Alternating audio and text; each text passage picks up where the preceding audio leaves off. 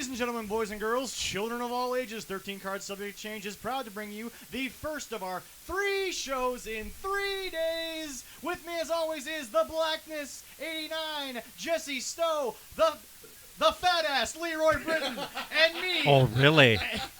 And me, Zach B. Ladies and gentlemen, welcome back to the show. God. We're going to let Jesse get that out because I did not tell him about that to start things out. And Leroy didn't And know you either, sure the so- hell didn't tell me, my fat ass. You and Billy Gunn are not comparable physically by my any means. God. Let's not even get into that. Yeah, that's true. All I have to say about it is this. I mean, really? Oh, ladies and gentlemen, I was not Oh, ready my for that, but God. again, it's good to be back to talk pro wrestling. Wow, that was amazing. Oh, ladies and gentlemen, we are back after a week off. We had a little bit of a week for all of us to deal with some things and just take care of work and family, and it was obviously Easter Sunday. But we are back. 3 shows, 3 days in a row. It is Saturday. Mark it down. Our first ever Saturday show. Man. We are ready for our big weekend. It is WrestleMania weekend. Yes, it is. Ladies and gentlemen, it is the biggest, most outrageous weekend of wrestling you're going to see. Yes, it And is. this is a kind of a big thing because Leroy and I are both coming up on a year on the show. We're not there just yet, but Yeah, end of April. It was right around the same time as the NFL draft. It yes. will be a Yes, year. which I have the Thursday off, so I'm going to watch the first round. It's going to be a big one. Your Jets are up on the clock right now. Whoa. Justin Fields or Zach Wilson? Who do you want? I got to be honest, the Jets are no longer on the clock. It's the 4th pick. Whoever is either Atlanta or whoever trades for that pick is on the clock. Because But the question is now, which quarterback are you guys going? It's going to be Zach Wilson from It's gonna be Zach BYU. Wilson? You think so? It's going to be Zach, yeah. What's All really right. sad is that if you actually look at your roster now, Zach Wilson has everything that Sam Darnold was never given. Yep. There's a left tackle there. There's a decent wide receiver. The defense is better. Yeah, they upgraded the line some. The Yeah, Sam defense will be Darnold's like, better. where was this for 4 years? Anyway, ladies and gentlemen, we are back. We had one of the biggest weeks of wrestling I think we've had. in a We never long talking about time. this. Didn't you realize there was music to start? There was music to start, but I had to get through the intro. All right, yeah. ladies Yes, and gentlemen, it's making. I'm trying to figure out. we are working with a few things there. Leroy's Theme kind music. of penciling in a few things we can do. But no, I hope it works. I'll have to. It's been almost a year. We might as well actually try to do Yeah, it. right. A little something different. Eventually, we're going to try to stream. I know So we're talking anyway, about we it have too, a bunch but of stuff to we'll talk to you figure it guys out. today. The Hall of Fame Yes. happened. Yes. We're going to talk about so many other things. Icons of Yokozuna. We're Yeah. going to maybe get to that tomorrow. We don't know yet, but bunch of stuff to talk Where's to you. my list? Uh, Here it is. Darren Corbin is going to be on the show tomorrow, ladies and gentlemen. We're going to hype that up. Darren Corbin versus Leroy on the WrestleMania pre-show. Hosted by Oh, 13 Cards. Oh, it's going to be fun. Yeah, look. Go to treat- YouTube and look up the video of me getting hit. Our original interview is up. I have also been told that this match between Leroy and Darren, tree branches have been made illegal. You cannot use tree branches. So A Well, little there goes your disappointed. edge. I'm very little disappointed about that. Leroy wants to smash up Darren's car a little more. Anyway, No, well, he doesn't have that car anymore. He has a new one. I don't want to do it to his new one. Fair enough. I'm a nice guy. I don't want to do that to him. The name of the show was Stand and Deliver, but Yes, ladies sir. and gentlemen, they stood and delivered. One of the best shows I think you're going to Yeah, see it was amazing. in a Oh, my WrestleMania weekend. God. We're going to get tonight's 1 and 2 of both of those. Yes. Like I said, we have the Hall of Fame. We're going to recap the go-home Raws and SmackDowns. We're going to talk about what the past year of 2020 did to the build-up of WrestleMania, why, as Jesse pointed out off camera, the sun did come up on WrestleMania. Yes, it did. It doesn't feel like WrestleMania No, it in doesn't. years past, but the sun did come up. We have Yes. WrestleMania. It's in Florida. Yes. We're going to talk about a bunch of things. Peacock is up. Yes, it is. Both good news and bad news involving Peacock. The first place we're going to start, ladies and gentlemen, and some people might moan and groan, but ladies and gentlemen, we are going to start a little bit with Spot Monkey here, and we're actually going to start with, ladies and gentlemen, directly after WrestleMania, the Broken Skull session is back. We had a countdown. The new year has begun with Chris Jericho. Yes. Will be on the Broken Skull sessions On our WWE Network. And ladies and basically. gentlemen, it has already. And ladies and gentlemen, apparently the non-existent AEW and WWE partnership has already produced more than the AEW Impact partnership. And all it took was one interview. But we're gonna jump into that. So anyway, folks, in case you don't know, Broken Skull Sessions live on Peacock. Yes. We'll be featuring Y2J, Chris Jericho, the Ayatollah of rock and rolla, will be on the Broken Skull Sessions to talk all things wrestling. You know with what, Stone Cold. Zach? You know what? You're already wrong. He's late champion. He's late champion. Are we allowed to say late champion on the Broken Skull Sessions? Apparently, he is allowed to call himself late champion on Broken Skull. It's already been released that he dropped Sammy Guevara's name, so I mean Yes, that's he there. did. So for those of you that don't know, the story's obviously been released. Basically, Chris Jericho texted Stone Cold after the Undertaker's appearance on the podcast, and he said that'd be a lot of fun for us to be on the show. For me to be on the show, and Stone Cold always been a big fan of Chris. Of course, they enjoyed working together all those years. Oh yeah, exactly. Oh, yeah. So anyway, he texted Vince, and Vince clearly just gave the okay. He texted him back and said, "Are you sure?" He said, "Are you sure?" And he said, "Go for it." Yeah. Now I'm gonna start things off with a question to my two gentlemen here. Guys, is this just not proof, and I'm just going to light the fire from the start, is this not proof, this move right here, that Vince and WWE are no longer worried about AEW? I got to be honest, I don't think they ever really were. I believe putting NXT on Wednesday nights was a way to kind of dig at an upcoming company. And because he's Vince McMahon, he's Vincent Kennedy McMahon. Junior. Yeah, we can't forget Junior. And did you ever notice VKM when they were in? It's funny because we opened the show with the old promo from New Age Outlaws. Yeah. Did you ever notice that Voodoo Kin Mafia was VKM down in TNA? Little shot there at Vinnie Mac. They all love him though. But, they do. I don't think he was ever really worried. And about a couple of months ago, Paul Levesque talked about. He was like, "Listen, we will very soon be opening our doors to work with any company." And I think Triple H has always had that policy. Now, I think the biggest problem really is that a couple of guys who are part of the Elite, and I will actually exit Cody Rhodes out of this conversation. I don't even think he's part of the Elite anymore because he's too busy working with his own buddies. Right, now. like he has seemed to grown up quite a bit in this last year as a promoter. Sudden, we'll talk about it a little later, but all of a sudden, even Cody's shit's starting to make less sense. But we'll talk about that here in a second. But you could basically tell, like, besides a couple of idiots in the Elite, even Cody has been talking about, I'd be very open to whatever. But now let's go back to partnership this we could past have with them. Dynamite, Yeah. where they showed in the crowd the sign, the sole survivor of the Wednesday Night Wars. Folks, we've been talking on this show, and outside of the Jim Cornette experience in the drive-thru, I feel like we're one of the few places that have acknowledged this war's been over for at least 6 to 8 months. Yeah. Am I wrong there, Leroy? I feel like it's been that long since okay. Yeah, whenever the Great American Bash was, Yeah. I feel like after the Bash, when they realized that you put on your 2-night event, we'll put on our 2-night event that was supposed to be on pay-per-view or the network, and we'll go head-to-head. And WWE said, we're going to give you our biggest 2 nights and see what you got. And they lost both nights by a hefty margin, Yes, they did. I want to point out. Yes, Leroy they and I both recapped those nights. As I say when AEW fans think, "Oh, we won." This is my reaction. I'm like, really? But anyway, what are you talking about? But anyway, here's the thing that we've been talking about, and I think the Bash is a good starting point. But here's the facts, okay? Recently, there's been some anti-AEW things happening that people need to start acknowledging. And yes, some people can sit there and say it's not that big of a deal, but folks, AEW has apparently been told by TNT, Turner Network Television, that they no longer want surprises. They want ratings. Yep. Wrestling is built on surprises. Vince was able to get away with it during the Attitude Era, especially. WCW was able to get away with it back then because, again, I feel like you couldn't have announced things the way you can now. Social media was the way that it was. But the thing about it is here, folks, I mean, guys, I know that Tony Khan said it shortly after. I think it was whoever their guy was at Turner.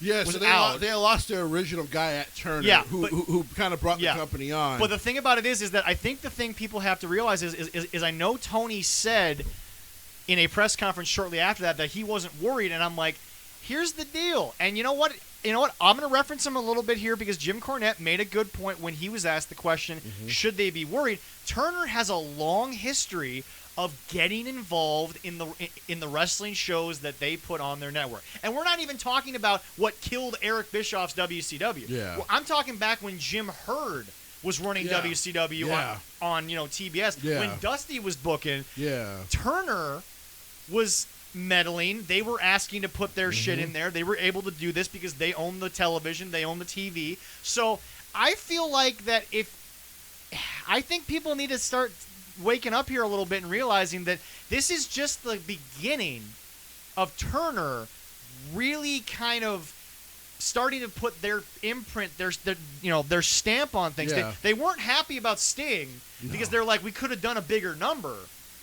But that's why Christian Cage didn't get the hype I think they wanted to give that. I think that it was downgraded because they couldn't. Yeah. And then obviously Paul White was announced, which I think Paul White walking out would have been one of those big wrestling moments because he was still kind of an active guy, but he's also 50. We've already talked about that. I'm gonna, I digress. But I mean, my question here is, even for the lovers of AEW, even for Jesse, who has been, done his best to try to find the good in it, is this not kind of a big red flag if you're Tony Khan? So when they get involved now and they tell AEW like no more surprises, well, first off, this is why when AEW first started, and there was all that excitement, and I was like, yeah, but they re-up with a company in TNT in the Turner Broadcasting Network that, I mean, just failed pro wrestling.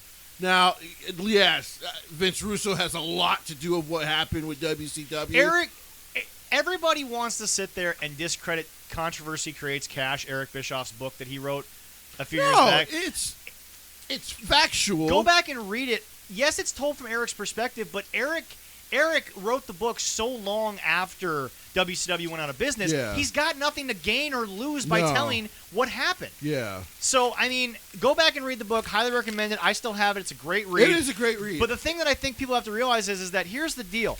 Not only was he the guy who originally said, let's put you guys on TV, he's also the guy who re-upped you for 4 years. Yeah.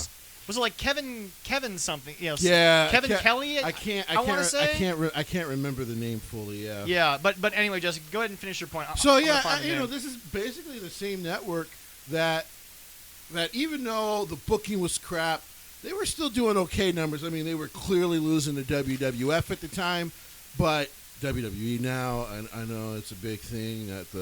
Whatever. World Wildlife Fund. Who cares? Kevin Riley. I apologize. Thank you. Riley. So, and kind of signing on with TNT to me has always been. I would have rather saw AEW try to get on with Spike or something like that. Well, Spike's no longer around, so Paramount is so probably, Paramount. yeah. But the reason why I say them, and I always thought them, was because they weren't the reason TNA failed. No. I mean, Dixie Carter had a lot more to do with it than the network did. If Dixie Carter wasn't around, I bet you the network would have kept them going. Again, anyone who's ever heard the Vince Russo rant, the original rant by Jim Cornette, the 45-minute legendary rant, they'll know that, folks, Spike was paying the contracts of guys like Eric, guys like Hogan, and all these guys. I'll try in a second here. We got a bunch of extra food. Leroy has laid out a spread for this first day. He's got a lot to live up to on days 2 and 3 here, folks.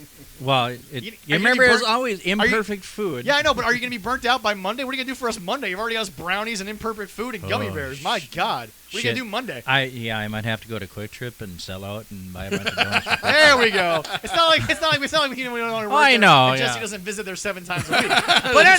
But anyway, no. Here's my point, folks.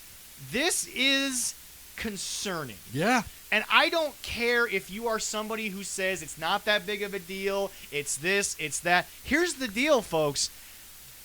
We made the joke, I think about 6 months into TV, we made the joke on the show that is it not WCW 99-2000?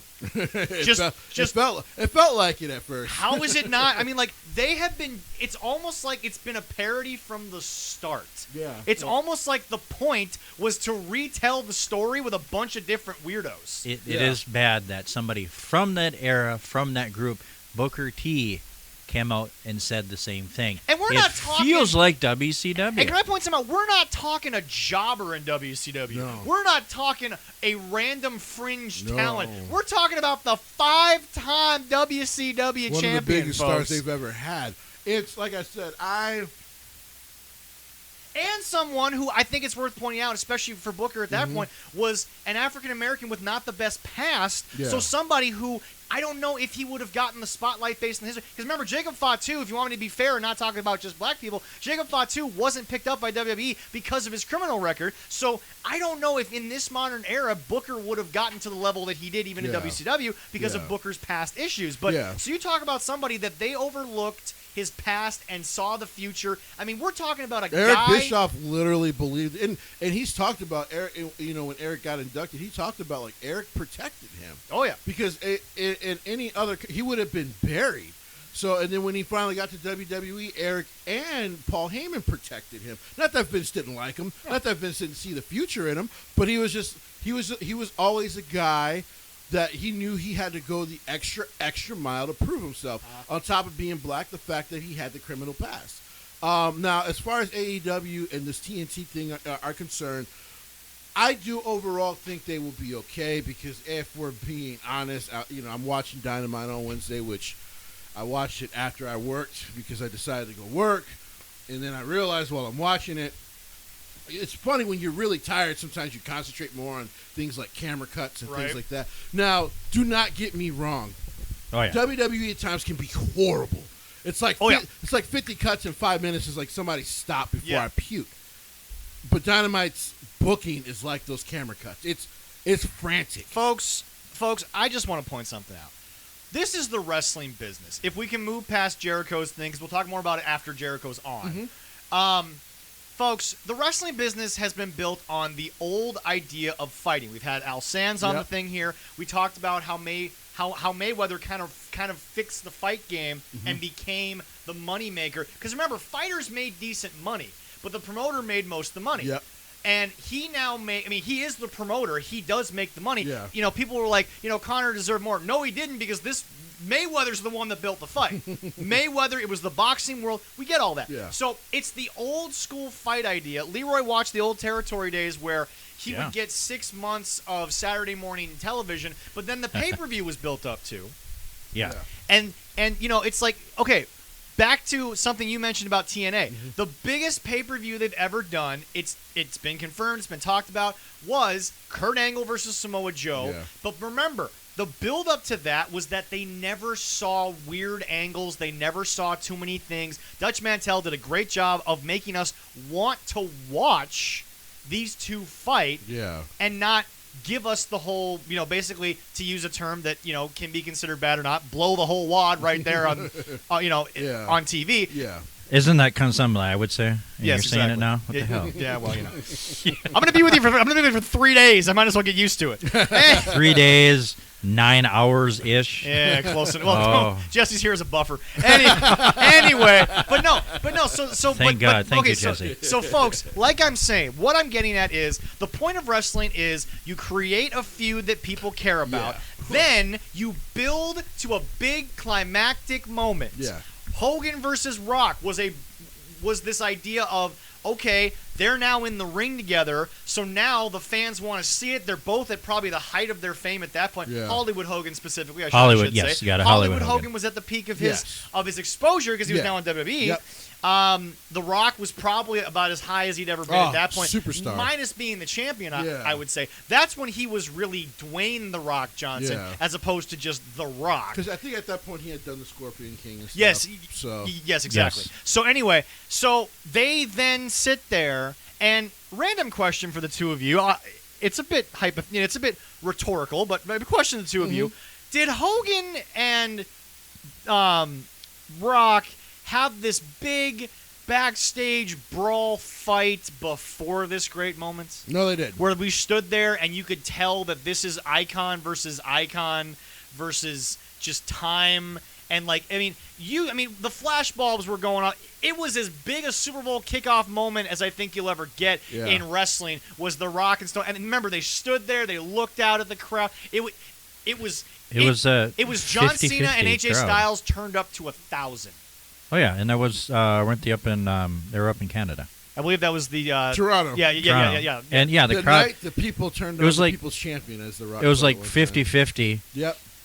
cheering, and all of a sudden more of them were cheering for Hogan and booing The Rock. I mean, when I was watching it, I mean, I remember the backstage. You and I were segment. talking off camera because our buddy Dave Yeah. from MAW is down in Florida right now, and he actually got I'm a really picture jealous. with Hulk Hogan. Oh, nice. He Oh, literally my got a God. picture with Hulk. That's awesome. And Leroy's talking about if Hulk gets booked to do a signing at MAW, Leroy at 44 years old may not know what to say. He might be speechless. I'm gonna be speechless. Like, what can I do for you, Mr. Hogan? You can call me Hulk.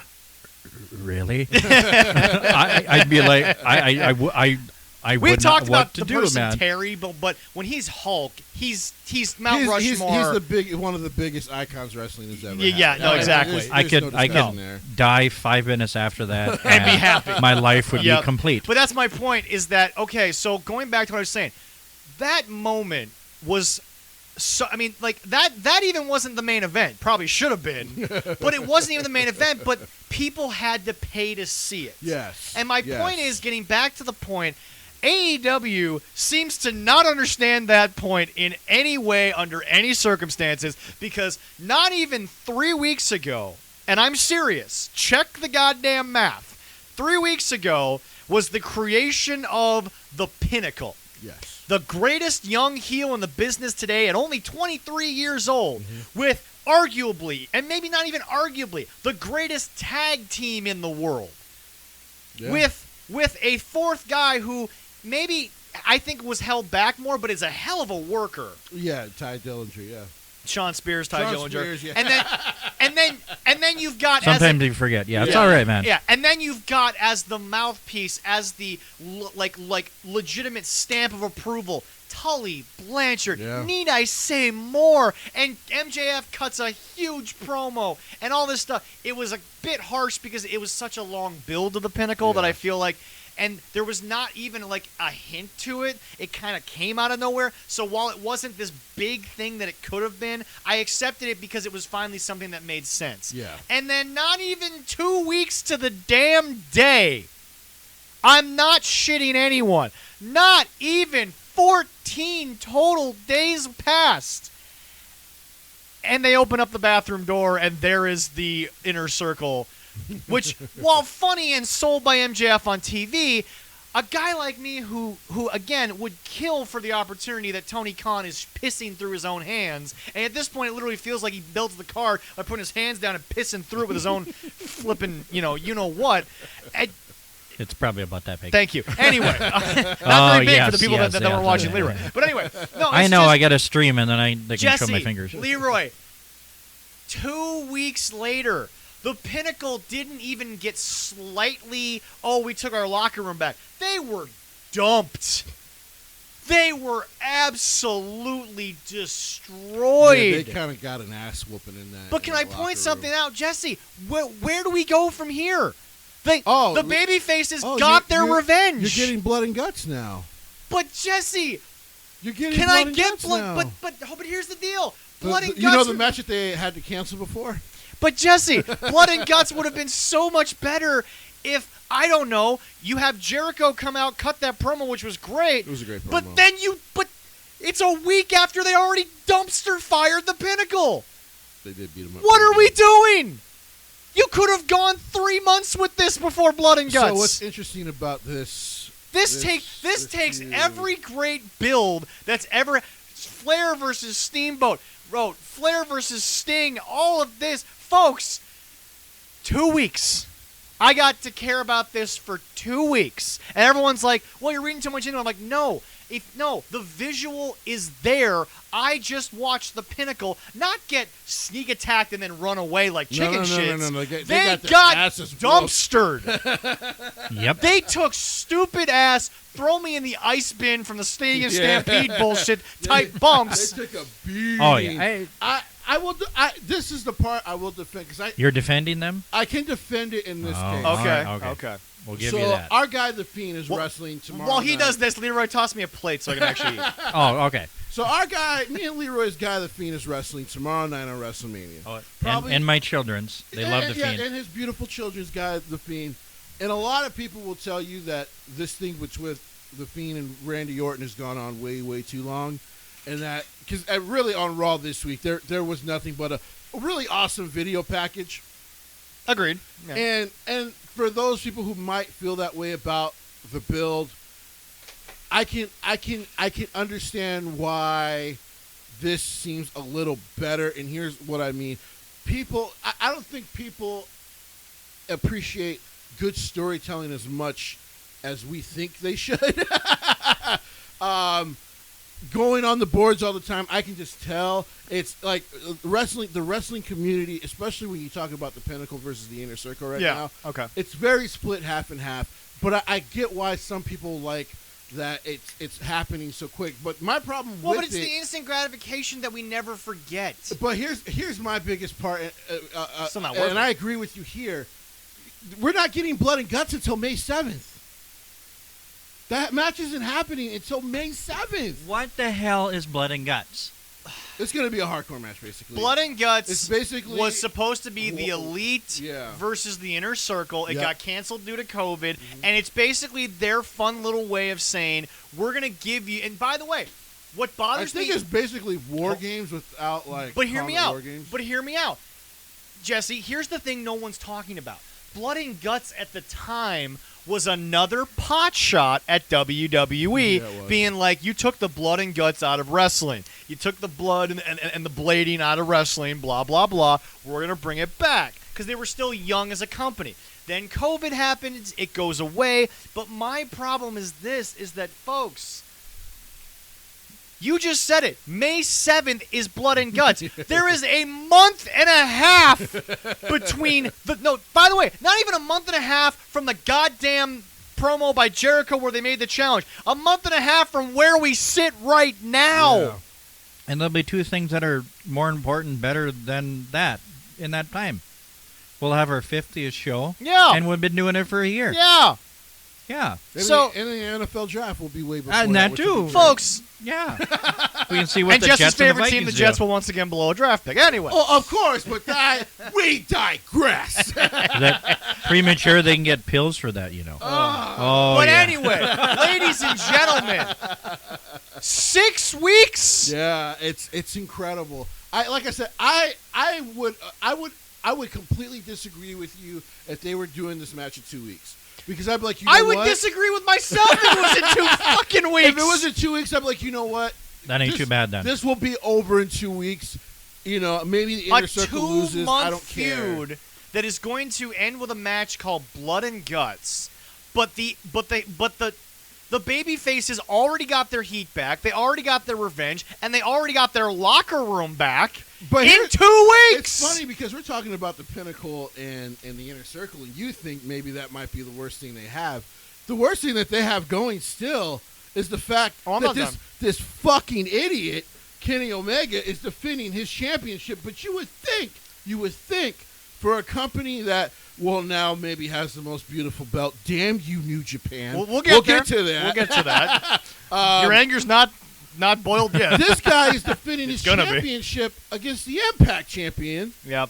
And not the guy who is currently ranked number 1 in his own company. He's avoiding that guy. They don't even bring that guy up. And By the way, it isn't even John Moxley. No. and there's not. only one thing I have to say about that too is I love Little John.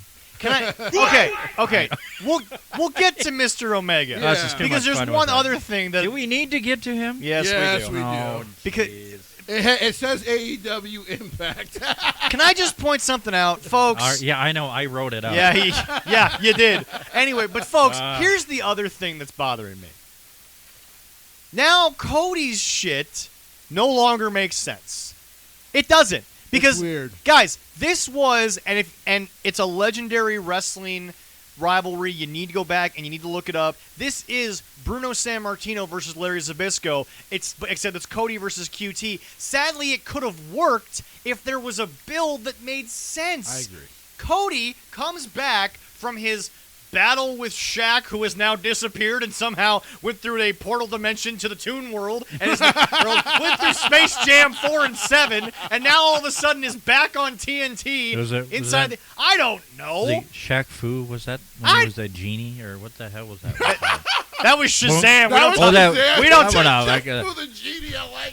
don't talk about that. But it was like, make three wishes. Boom. Guys, I don't know. Shaq disappeared out of an ambulance that he wasn't big enough to get into in the first I was place. going to say he wasn't even big enough to fit in that damn thing. And there's video of him getting out of the ambulance and the fans chanting and yay and clapping and walking out. How you doing? We'll forget about that. So Cody goes from dealing with Brandy to, Red Velvet. And now, it's damn true. And now, I like that kind of cake. And now, he out of nowhere, we're gonna have a match, an exhibition match between Cody and QT Marshall. It's Marshall, not Marshall, you idiots. Go back and watch Ring of Honor. Oh, I guess it is Marshall. I don't care. Fair. He's a mid-Carter. But anyway, I don't care about him. But here's the deal. Okay, Jesse. I don't either. Don't Jesse, worry. you and Leroy both know the rivalry that I'm talking about. Zbyszko versus Bruno Sammartino. Classic. It was the same angle, but okay. Jim Cornette pointed this out, and this is what people have to understand. And it's not an old tired wrestling trope. It's how your brain works. When you see something coming that, and I'll even remove babyface for a second, that the good guy doesn't see coming, then the good guy is dumber than the bad guy, which is not how it's supposed to work. Yeah. Every comic book, the good guys are always smarter. The bad guys just happen to have a leg up at the beginning. Yeah. But what bothered me even more is that QT and Cody are having this joke of a fight because it was an exhibition. And then QT just walks away, and then everybody in the Nightmare family, the Nightmare Collective, the Nightmare whatever, Nightmare Factory, the Nightmare Before Christmas, I don't know. They all get Do not do that to that movie. That is a classic. Fair enough. Yeah, I use that on Minecraft sometimes. All right. It's really cool looking. But here's the deal. This isn't Halloween. This is just hell. Yes, all right. But then the most egregious part is the Nightmare Collective, the Nightmare family, is getting beaten up by a bunch of people who we don't fucking know. Once again, my whole point of their own fans don't watch Dark or Dark Elevation. Excalibur is, but no, Jesse. Here's the deal. Because I actually know who these three guys are. No. That's fine. But hold on. Here's what bothers me. Yeah. Excalibur is the commentator on Dark. Yes, he is. He's having to name these people and give all this information because all of a sudden you don't even care about Dark anymore. What was that? Yeah, it's first off, it's indefensible. But I will say, not only that, I found it kind of cool at first. I got to be honest. I found it kind of cool in the sense. But everything that AEW does is cool in the moment. But then when it's over and you have to like, it's like a one night stand. Thank you. Seriously, it's a lot of what they do is like a one night stand. I mean, when you're done, there's a lot of regret. But during the great moment, there's a lot of sleep for me. I mean, usually there's for me when I was younger, there was mostly just the sleep. There's a lot of regret. There's some change on the table. Go leave. I don't want to. Why are you tipping the blow up doll? No, so they can take a cab or a bus and get the hell out of there. I know someone that did Jesse, that. please continue. But I have 3 days of this shit. I agree that there is literally. There was no the only kind of build that there has been is that QT has been very heelish, but the only time you actually see that is if you actually watch Dark Elevation or Dark, which they don't actually promote that damn much. Like it's no. You're incorrect.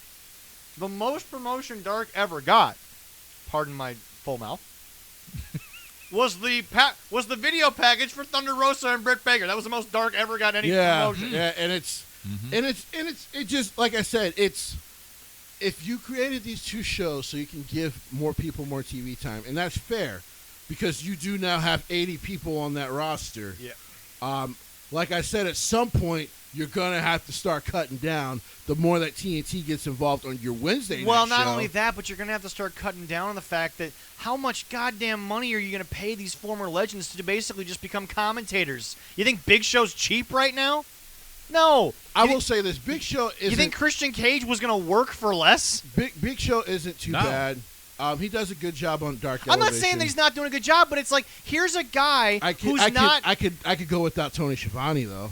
We all can go without. Yes, Tony we Schiavone at can. this point. I love you, Tony, but no. But no. It's just, folks. You once again, the defenders of AEW, want to tell me that all of this was great and that it made sense. How does it make sense when out of nowhere on Dynamite, your big climactic show, which apparently can't even blow up a ring properly, but, I digress. Okay. Can I not, That's all I have to say. can I not still make the joke about the popcorn fart that was Gilbert's sparkle? I thought Gilbert was debuting, honestly. Anyway. Yeah, that's about it. I'm having too much fun with this. I have to say, Lord. I come on And we're not here- even done. By the way, folks, quick note. This isn't even the worst thing on this show. I know. On this one night. We're going to get to it. It's called the main event, but it was the main shitter. Anyway, go on, Jesse. Finish your point before we get to this Was goddamn that It's tag so- team debacle? tag team. Or whatever the hell that They was? tagged in that match? Anyway, we'll get to it. Okay, all There right, was no all right. tag. Anyway, go ahead. It was tornado, whatever. Go- But Stop using tired old wrestling tropes. it was one of those. To me, this QT Marshall thing it's bad. It's terrible build in the fact that you don't mention anything you do on the other shows. Like when you don't mention it, then no one cares. So Well, not when only you that, have but this Jesse- moment on Dynamite, Jesse, as the guy who watches Dark, who watches Elevation, Yeah. which is fine and great, Yeah. and the shows I've even said are better, why am I supposed to care about QT at this point in his career? They haven't presented him in any way as a star, no, which is sad because he was supposed to be part of that club of people yeah, from wherever the Bucks got their rejects from. yeah. QT's I'm trying to actually a figure out where that's talented ever guy. from. QT's actually very talented. He had a good run in ROH. Yeah. He was helpful in ROH, and now he's doing a great job in teaching wrestling. But the fact is that this is once again the hypocrisy. You're making me care less about the people you brought in. Yeah, that's not defendable. It's very, very You're badly shitting on the done. people you signed. You And think like Tony Khan personally signed QT? No, the Bucks called him and said, we got a deal for you. Yeah. That's how this worked. I don't care what anybody says. Yeah. Well, and like I said, man, at some point with 80 people, all your favorites that have not been on the show very often are going to start. It's fine to have 80 favorite indie wrestlers, but that's when they can all work on the same night. One in New York, one in Southern Cal, one in Washington, and one in Florida. They don't really. They don't even they're do a all good in job of Florida. that. Yeah, they're all in They're Florida. all there, and They it's only a have to- 2-hour show. And they have to go to Florida. So listen, it's. I can't defend how it comes off on Dynamite because they don't ever promote the other two shows. I can tell you when the moment happened. While it was still a shock and it was cool at first to me, I then thought, well, no one who actually because they don't even do 40,000 viewers, I don't think, on Dark Elevation in Dark right now, Right. because they don't promote it themselves. No. So The views are actually going down on the YouTube show, which is available weekly. Yeah. So, I mean, I'm doing better promoting myself on our own page than they are. Probably. Probably, yeah. And I haven't put much effort into that. No, you really haven't. I think having my two All children. both of your live videos were literally at the same point. Not only I thought it was the same video twice because you're on the same point on the couch, and then Evan apparently hasn't moved in 7 days. But anyway, No, there was like days apart. that's what I'm saying. Yeah. Evan hasn't moved according to the two videos. And unfortunately, he didn't get his prediction, and nobody went through a table that night. Ah. We're a little disappointed It with that, happens. but hey, But anyway, it was but damn no, good. But no, it's just, folks, now we move on to the most egregious embarrassment, and April 16th, please let the prophecy be fulfilled, and to fix the issue, may the sins of AEW be fixed with Mortal Kombat movie. The most embarrassing video game thing you can think of wasn't the fact that Miro still can't get over the fact that Penelope Pitstop was not an insult, but just kind of what came out of Jim's mouth. The Arcade Anarchy match, I believe I'm saying that right, Yeah. Oh, something yeah. like that. finally happens. There's a ticket booth with just wrestling weapons. I'm like, can this be over? And the match hasn't even started yet. But what bothered me the most was, Jesse, we went through 25 minutes of this just to have a minivan show up. I gotta be honest. And by the way, also, Chris Stanlander proved not everybody who comes out of a box gets over. Hey. Though I would like to The go minivan? inside of her box, but I digress. Jesse's a lonely man. No, wait a minute. He's going to go to the Andromeda Galaxy. The minivan, was that That was Trent's mother. Trent's mom? That was Yeah. Trent's mom. That was Trent's mom That again? was Trent's Okay. mommy. This should have never happened. Oh, my God. This Whole feud should have never happened. This feud was done at a pay-per-view, and then they still freaking continued it. Yep. Like, I don't want to hear AEW fans talk about when WWE continues stuff because they clearly do And it by too. the way, I am going to sit here for a second, and I am going to eat a little bit of a fictional crow because we never had a bet. But Jesse, I have gone back and I have searched the web and the internet. I will give some love to your boy Chucky T. Yeah. Chucky T. He's very good. When you go to look up his old, like he's before he got to AEW. The grenade spot I have a few issues with, but he sold it well. Yeah. It was The good grenade- for an indie show. I might have to look that. Oh up. yeah. The grenade But- shot. But, Yes. but Jesse, You go look his stuff up, like his wrestling matches before he's in AEW, Yeah. including his stuff with Trent in Japan. You're like, wait a minute, why isn't this guy? but being Jesse, used more? this Yeah. is one. And here's the deal. I know Chucky's never been on a mainstream thing like Trent was. Yeah, no. Chucky should have put his foot down. Chucky deserves better than this. Chucky should have went to NXT. And here's the thing, because I've just gotten into Orange Cassidy in the last year, and like I said, I hate to give Jericho credit for anything, but I have to give him credit. If it wasn't for Jericho and me kind of going back to look for Orange Cassidy to understand why people were so into him, Yeah. I wouldn't have cared, because when I first saw him, I'm like, what is this bullshit? Yeah. This will make me never watch AEW again like the first time Dynamite was on. And that damn rope thing. I just can't get over I that know. still. But watching this match, I went, when Miro said, you're wasting my time, I think that was not Miro saying that to his fellow wrestlers. A part of me feels like that was Miro saying that To Tony Khan? to Tony Khan and Cody. Like, you're wasting my time. You're wasting their time. This was over. If there's one thing that Jim has said in the past 2 years of AEW television, By the way, Miro, you should have went to Japan.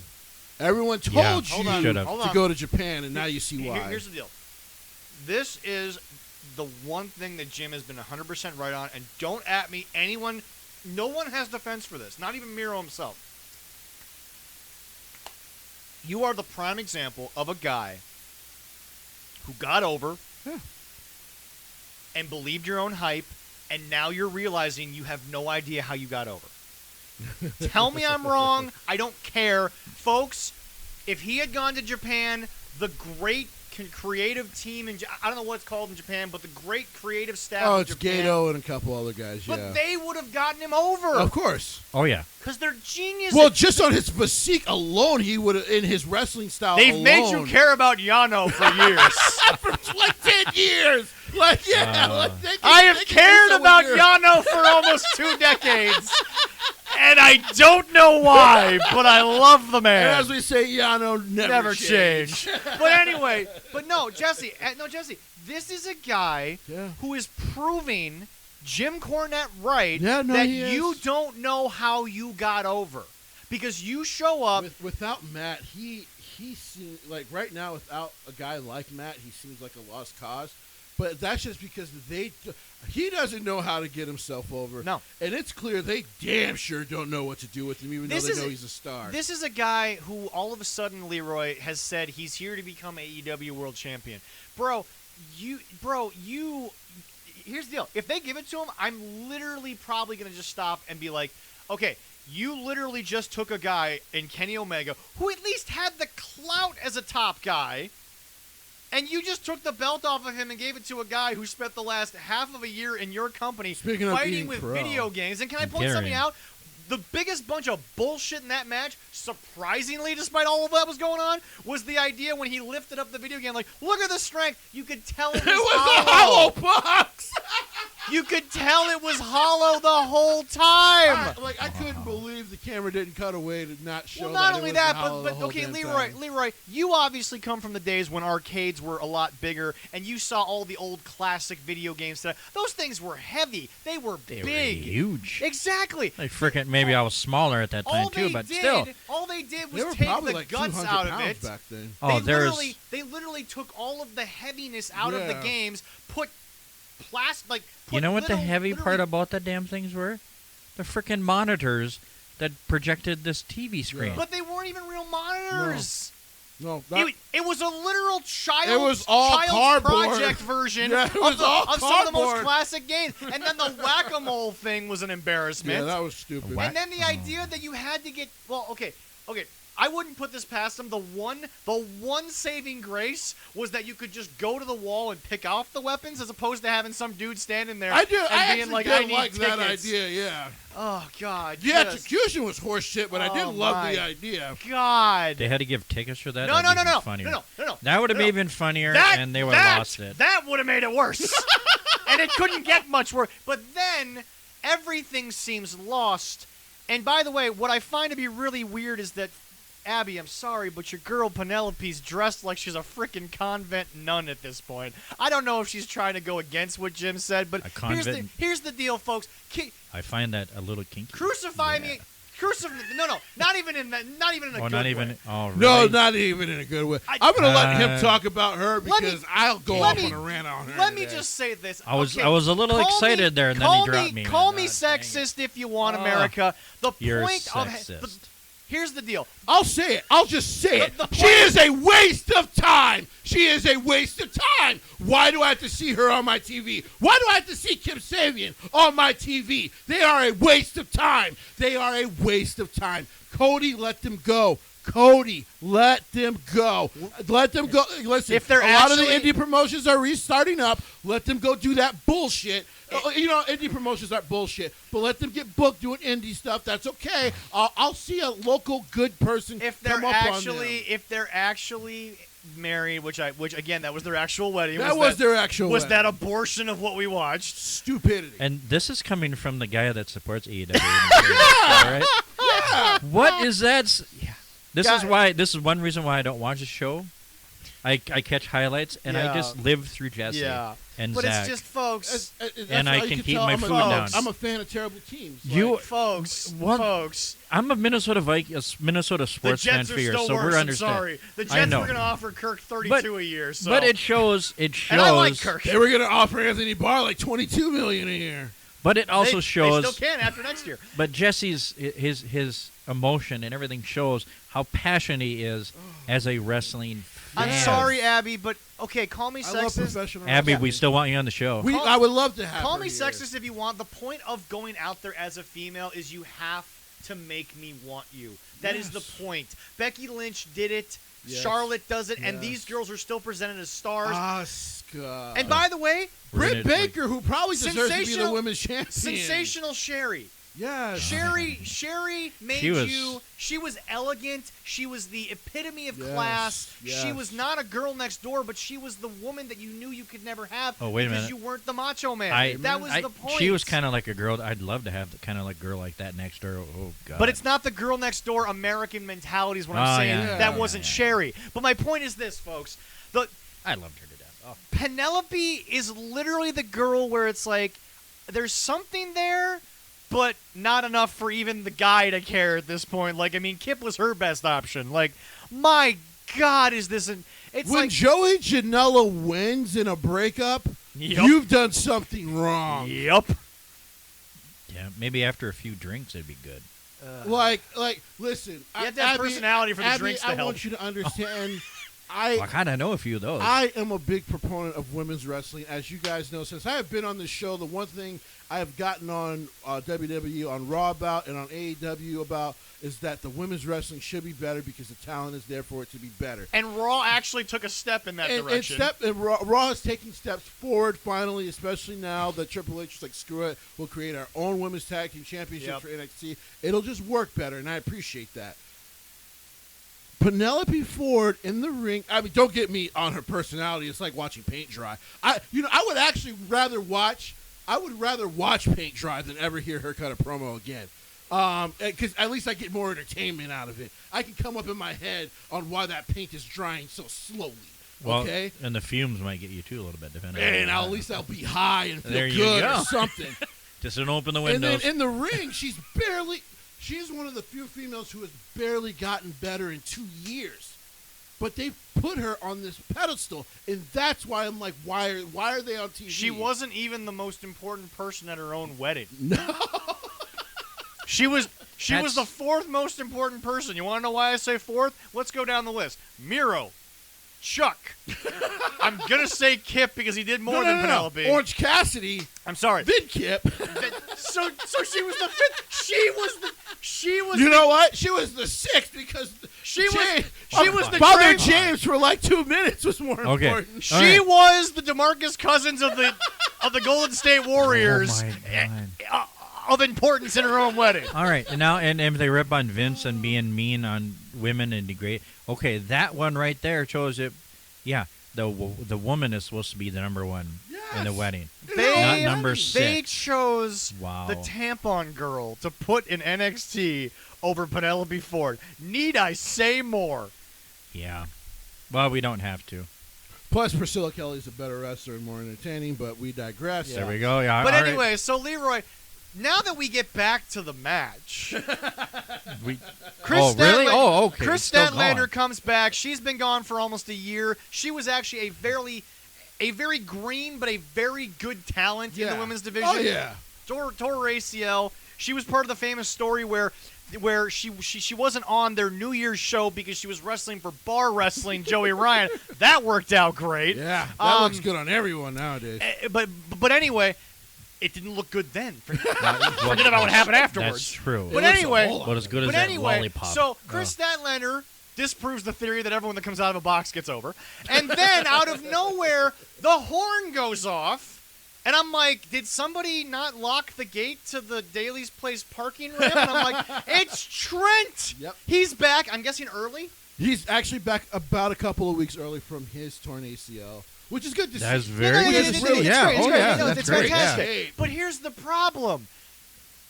Folks, we have talked on the show 1,000 times when the hot tag happens in tag team wrestling, when you get a finisher in, when you've had the big run-in moment, Yeah. the clock is ticking on the match. Yes. They went another 15 minutes after Statlander and after Trent Yeah. showed up. So 15 more minutes after the big climactic, the best friends are back together moment. As soon as the van pulls up, you got about 4 minutes to wrap this up, folks. Okay, Shoot. yeah, that's all. I you would have got. had like 2 cigarettes and a nap by then. Yeah, Yeah, it was. and then it was then bad. they win the match. And what is the big climactic buildup? Just so Excalibur can once again say, "Gotta give the people what they want." And there's a big hug in the middle of the ring. I'm like, I watched 25 minutes for a hug. Daniel Bryan and Kane were at least entertaining because Miz was on commentary. That was and one of you know what? At least that one was educational because I got to learn what the rules of a hug were. God damn, that was great. that but- was the greatest hug ever seen But on for the TV. love of Christ, in fact, now it's so good that I had a friend post a status the other day and said, is it awkward to give a hug, blah, blah, blah, sort of this? And I just posted a gif of Daniel Bryan and Kane trying to hug. And I'm like, if you know the story, you know. If you know, you know. Exactly. Uh-huh. But it's Oh, just, yeah. Leroy, that was the main event. Yeah, it wasn't very. That good. was the main event. Yeah, Jesse, this it was.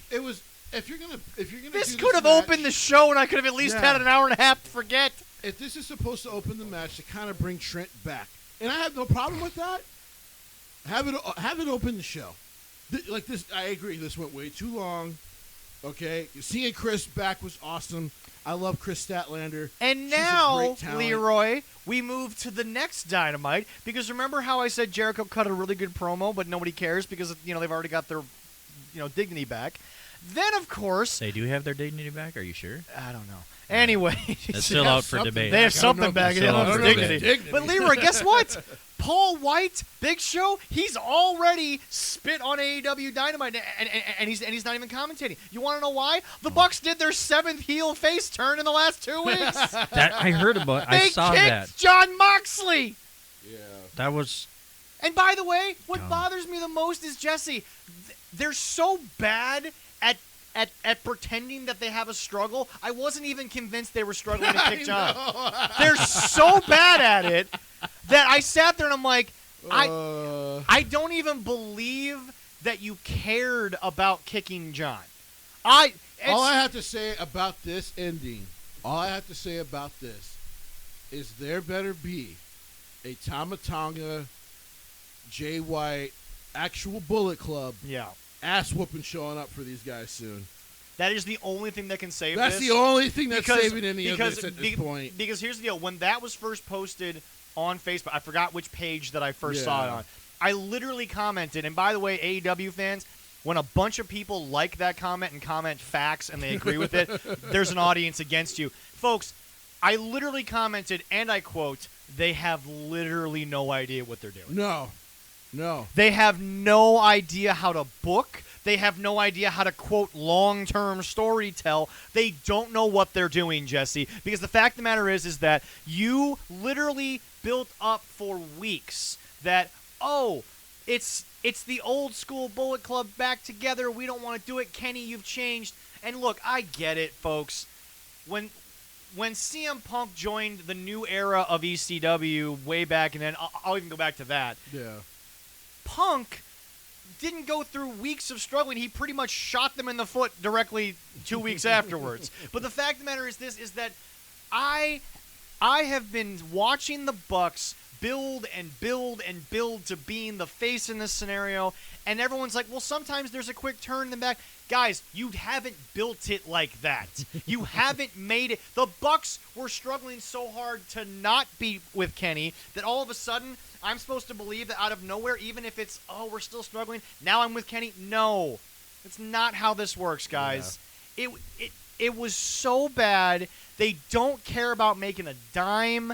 Everything's going to happen on Dynamite. No one cares about the pay-per-views. I mean, I hate to say it, but the last pay-per-view, it felt like just another Dynamite.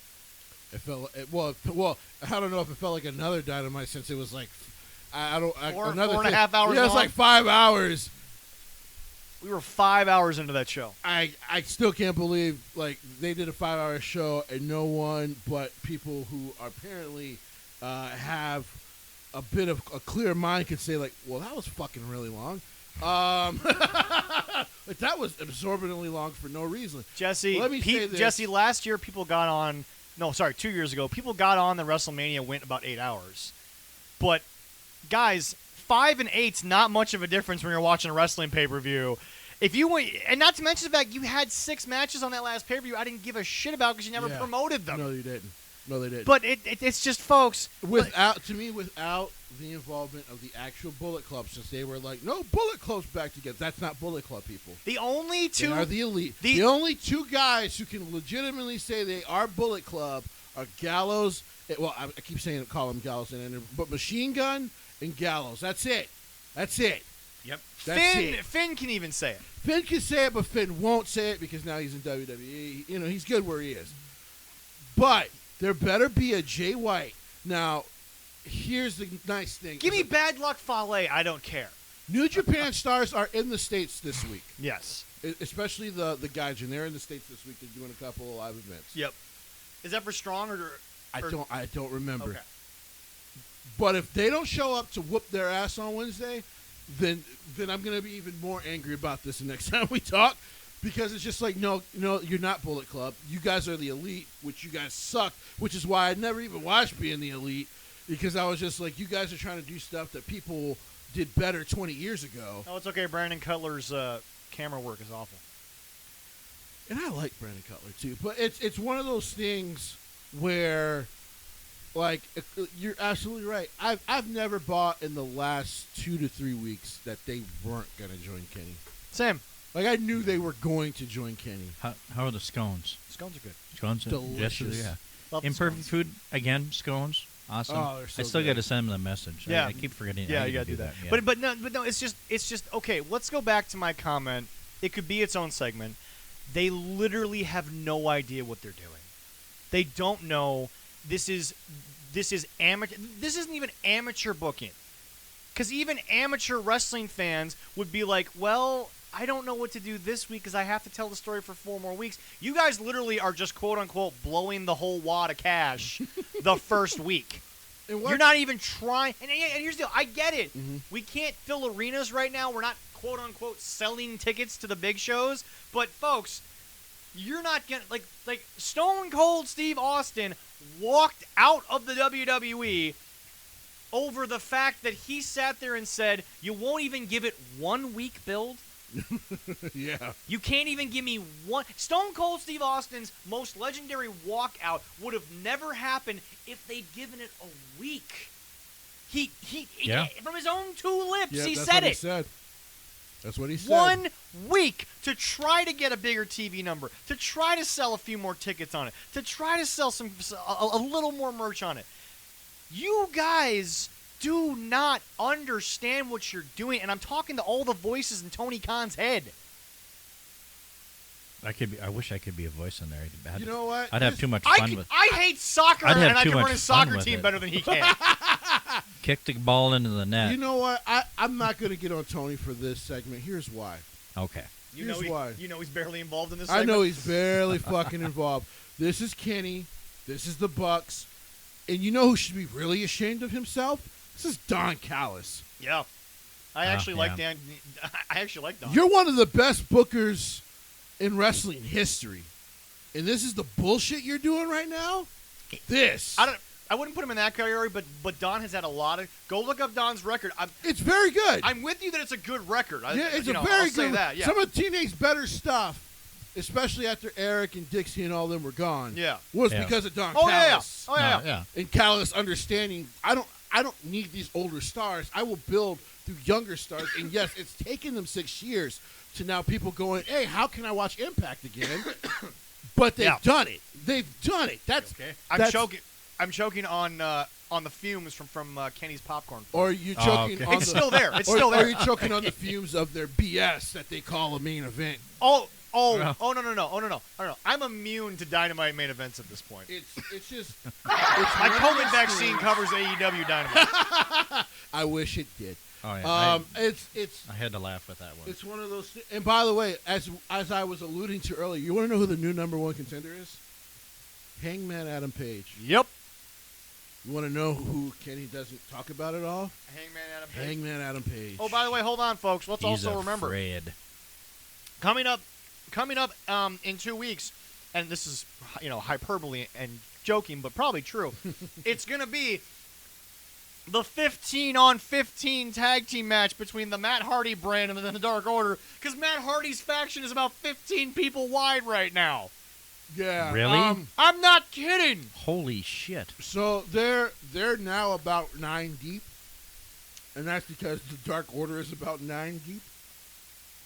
I know some ladies that are not. Watch never the mind. Bucks. Watch the Bucks. There, I we don't used wanna to have a watch the Bucks. 16-man tag team match in the past, but there were like 4. It was like 4 tag teams and all this other stuff. No, Leroy, watch this. It's going to be one faction versus one faction, and you watch. The Bucks are going to have a 10-man tag team match between one faction and one faction, and I ain't talking a 5-on-5. They're How- going to have a 20-man. You watch. How the hell is that possible? I don't freaking know. I don't They know, got to make yeah. the ring bigger. We're on Vince Russo version of booking here, How about okay? it- and that Jim man- Cornette's going to have to come back, and I know he hates Dynamite, but he's the only human being on the planet that's going to be able to explain the rules of a 10-on-10 tag team match. And we need 2 rings. Let's just get the old 6-sided ring out of TNA's basement. Oh God! That'd be fun. There. Triple A's got a few of those lying around, right? Speaking of interviews you should watch the interview with Sting, Eric Bischoff, and Jeff Hardy on the table at 3, and them talking about that piece of crap. That was actually AJ. sorry, AJ, Jeff Jarrett and Sting. Jarrett, and Sting. Yeah. Yeah. Oh my God, the 6-sided ring was trash. AJ hated it. I swear to God, Yeah. if that turns into a 10-on-10, if that turns into a 10-on-10, But they'll do it. They'll do it. I will not defend them. Shit. If there's a 10-on-10 I'm going to watch, it's going to be on Pornhub, all right? I will come on. Oh, yeah, here. I said it. You won't even need to talk about AEW. I will go in for 10 minutes, and we'll be done with it for that day. Okay. Because if there's a 10 on, if there's a 10 on 10, right now, as I know it, it's supposed to be a 5-on-5, because the whole point of this whole storyline is the fact that the Dark Order helped Adam Page, which, by the way, of course they would help Adam Page when you had like 4 dudes, Matt Hardy, as a heel, trying to beat up on Adam Page so you wouldn't lose the match, okay? And then they came out to help him, okay? Because they're baby faces now, which is fine. They're great. You know, I actually like the Dark Order. They are not where they were before Brody passed. I'm okay with the Dark Order now because at least they are being who they were presented as. Yes. My problem was when they first got in and they were talking about the Exalted One, they were still coming off as a half-assed joke on camera, but the video packages were great, but when they were in the ring, they were a joke. I'm sorry, they were. It was half and half. And so, since he's passed, God rest your beautiful soul, Brody. Yeah. It's been one of those things. They've actually been a bright spot. Mm-hmm. They've been a very great bright spot, not just on BTE, but on Dark Elevation, on Dark, Right. and on Dynamite. Well, I do have that on audio, so if it happens that way, 10 minutes. Oh, I will go in for 10 minutes. There we time go. it. And We'll then time I will go in for. 10 and then we minutes. can light up a cigarette and Yeah, we're right. done. Look, I don't even know if I can fully watch it if it's 10 on 10. You know that the only company in the world right now that honestly They better not. has the idiocy Now to pull attempt it off. is going to be AEW. Yeah. New Japan would look at that idea and they would be like, security? I can tell you what New Japan Get would rid of do. this guy. Gato would go look at the other 2 bookers. Yeah, we'll consider it. We'll see you later. And then they would talk shit about you in Japanese. And then just crumple up. And throw they in the crumple up garbage. the paper and throw it right away in your face. It's just people.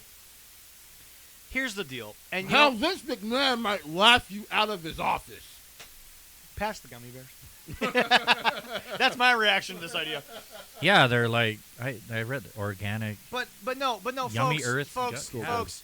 Here's the deal. I love this It's stuff. been I get. said on numerous podcasts, but it needs to be said again. Okay. And we'll say save at least a couple for the kids. There's one bag in there. They can fight over it. Yeah, they got belts. They can fight over Hey, it. there you go. Yeah, But get it on. Jesse. I apologize, I had to. Hey, dude, that's Yeah, all right, man. no, Jesse. Here's the deal. They have said in wrestling that there are companies that are doing things, Shit, and I'll have it. and you know what? and you know what? AEW is a prime example. They're doing things that nobody did before.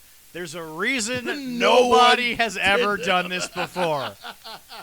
There's a reason why a guy like Orange Cassidy never got over in the first 125 years of wrestling. It's Okay, it's okay to do stuff that people aren't doing before, if it's good. But the sake of being different, that's not a good enough reason to be different. Only reason I defend Orange Cassidy nowadays is because I get why it's popular and I get why it's different. The only problem I have with the Orange Cassidy character is that he is no further than a mid Carter, which is a damn shame because when I watch him actually perform, Yeah. he shows you more and more in the ring. And it's one thing I try to keep telling people about Orange Cassidy. The more he shows in the ring, the more he shows he's a better wrestler than the character deserves. Right. And at some point, that I have to agree with Jim Cornette. You got to get rid of the character because it's holding you down. Right. Like it's no good to you. Well, but it's like, no, it's just, my point is this. They have no Gregory idea. Helms and Hurricane. Yeah. I mean, at some point, he just said, "Screw it, I have to go heel Yeah. if I want to get an actual serious run." Yeah, exactly. Mhm. But it's just, guys, they have no idea what they're doing. They are doing things that nobody did before, and there's a reason why nobody did it. And you know what? I'm actually going to repeat almost word for word something Jim said because it's how I have felt from the get-go. At some point, there's got to be somebody in that damn company who stands up and has a little bit of respect for this business and what they did, and they have to be like, here's the deal. Don't embarrass me. You idiots want to go do this? Fine, but I'm going to get up and I'm not going to be a part of it. I don't know if it's Jim Ross. I don't know if it's Tony Schiavone. I don't know who it is, but somebody back there has got to have some respect for what this business is. I agree. And just say, look, it's not that we can't do all of it, but we got to at least try to act like we're serious about it. We have to at least make people believe that we're going to carry out an idea. I keep saying, because it's just factual when it comes to AEW. The only person who can really get, because the only person who actually wants to see it get bigger than their current fan base is Cody Rhodes. If you want it to be bigger than that, as he wants to do, he wants to compete on the WWE level because he's got a billionaire backing him. You got to go to your friends and go, a lot of this hokey shit is done. But this is my point. Back to the beginning of this whole because thing. remember, technically, he is all their bosses. Yeah, exactly. Yeah, no, exactly. Oh, yeah. But He's guys, their boss. But guys, this goes back to the very beginning of the show. At some point, the AEW fans have to admit something. WWE's not afraid of this anymore. They should have never cared. I don't think he ever cared. I just think he wanted to stick it to them a little bit. I think that's all Vince really wanted to do. No, I think Vince cared because of what the war took out of him 20 years ago. Maybe. The problem is I think even TNT is going to have to acknowledge at some point in the 4 more years we have of this crap, they're not going to get any bigger. They don't care about growing the audience. It is literally they are taking Tony Khan's money. They are. It's. I don't need a private investigator. I don't need a giant 500-page dossier. They are taking this guy's money and they're doing what they want. And more importantly, they're not even taking it by stealing it. They're taking it because he likes this crap.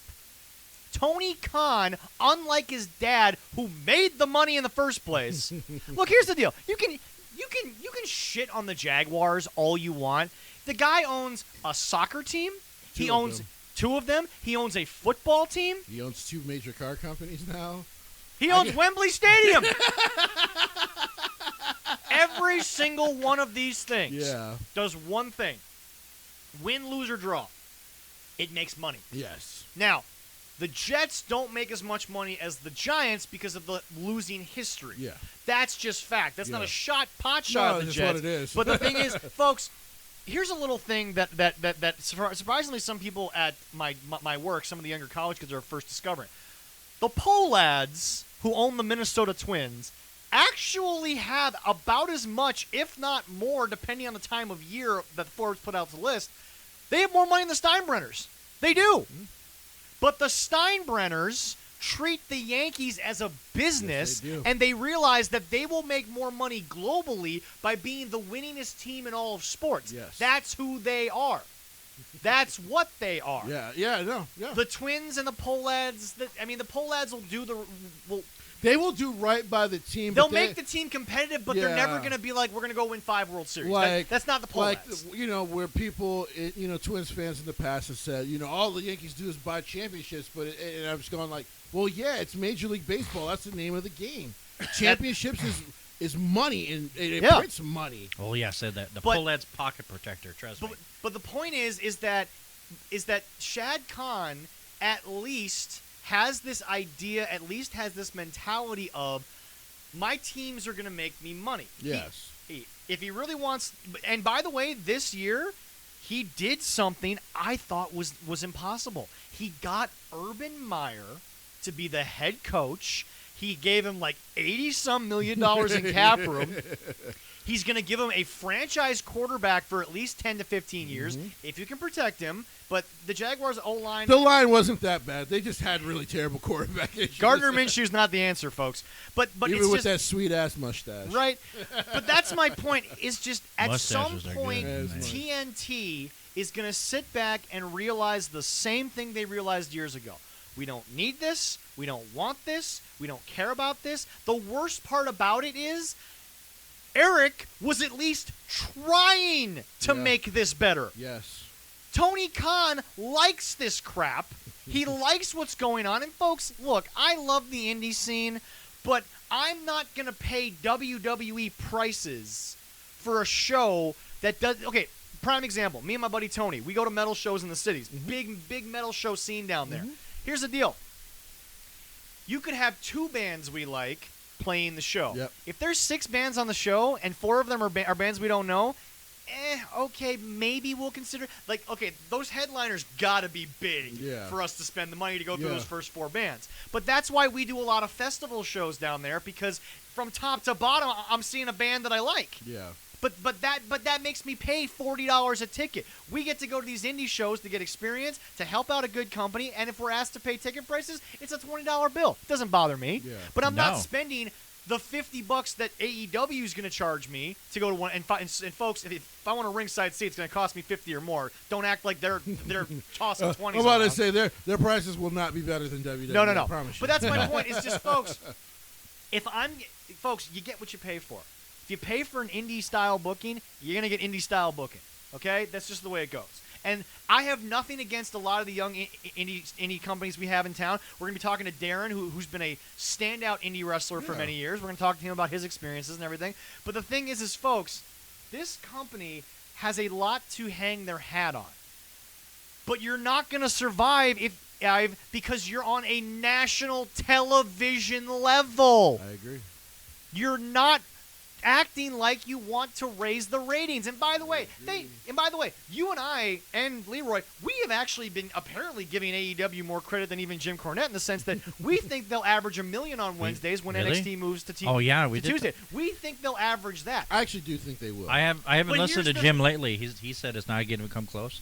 He says they might get another 100 to 150,000. He says they're only going to get the fringe people who were wondering which one to watch. I think they'll average 1 million. But here's the deal: that 1 million, it's not going to be what you think it is. That doesn't mean you won anything. Oh, I promise you that 1 million doesn't matter that much. You want to know how I know it doesn't matter that much? I have not seen USA do what they used to do. Remember, USA used to have the dog shows. Yeah. And so they would move Raw. Yeah. But they lost money by having the dog show on Yep. when Raw was super popular and super good. Yeah. So guess what they stopped doing? They stopped having that damn dog show on Monday. Now when Yeah. WWE wasn't doing as well in the ratings, they were like, yeah, well, you can start an hour later. When you're averaging 1 million, but it doesn't matter as much, trust me, when they have NBA games they would rather play, your butt's moving to 10 p.m. They don't care. No. No, They don't won't. care. Yeah. Okay, look, folks. USA is moving NXT because, number one, it's not like they're telling NXT you have to change. They're not saying you have to be different. They're not saying anything. They just said, you're going to give us NASCAR and the NHL? Of course we'll pick that up. Oh yeah. So, of course you're going to go take those games. Yes. I'm just happy that hockey's back on major networks. I think that's the best thing going in sports right now. But my point is this, folks, also the Wild are good, so there you go. Yeah. But can they get out of the first round of the playoffs?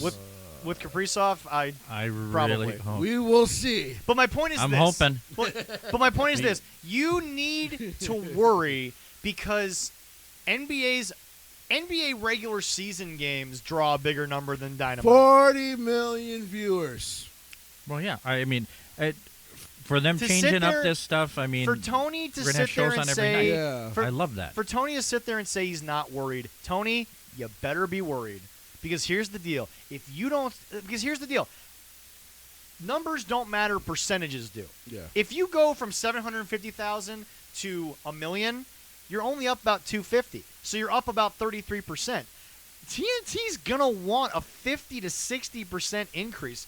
Don't at me to think I'm not lying about that. They probably want at least 50%. They're going to want at least a 50% increase Because to them, because you're you not have no compe- about to say competition you anymore. no longer have competition. You're the only Yep. thing on a Wednesday night. Yep. You couldn't.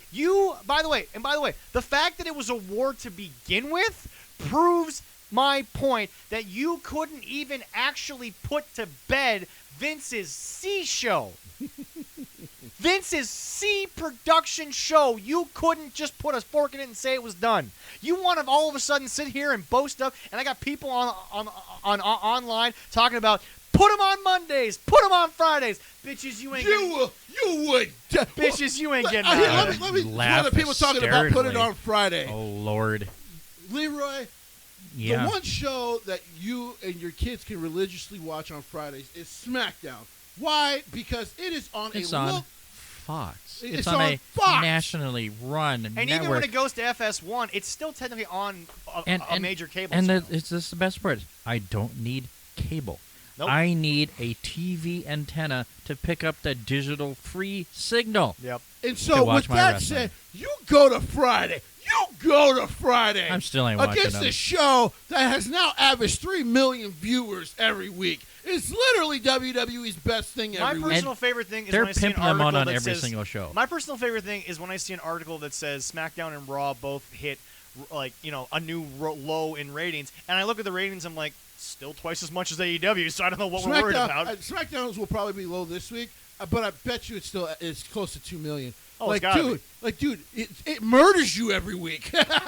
Well, the way Fox is promoting, I'm watching a Fox something on Sunday, and forget they're Sunday. promoting You the watch next show on Undisputed. Friday. You watch Undisputed or even The Herd. Yeah.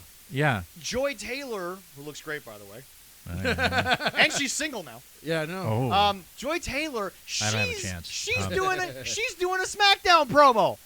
She will. Shannon and Skip will.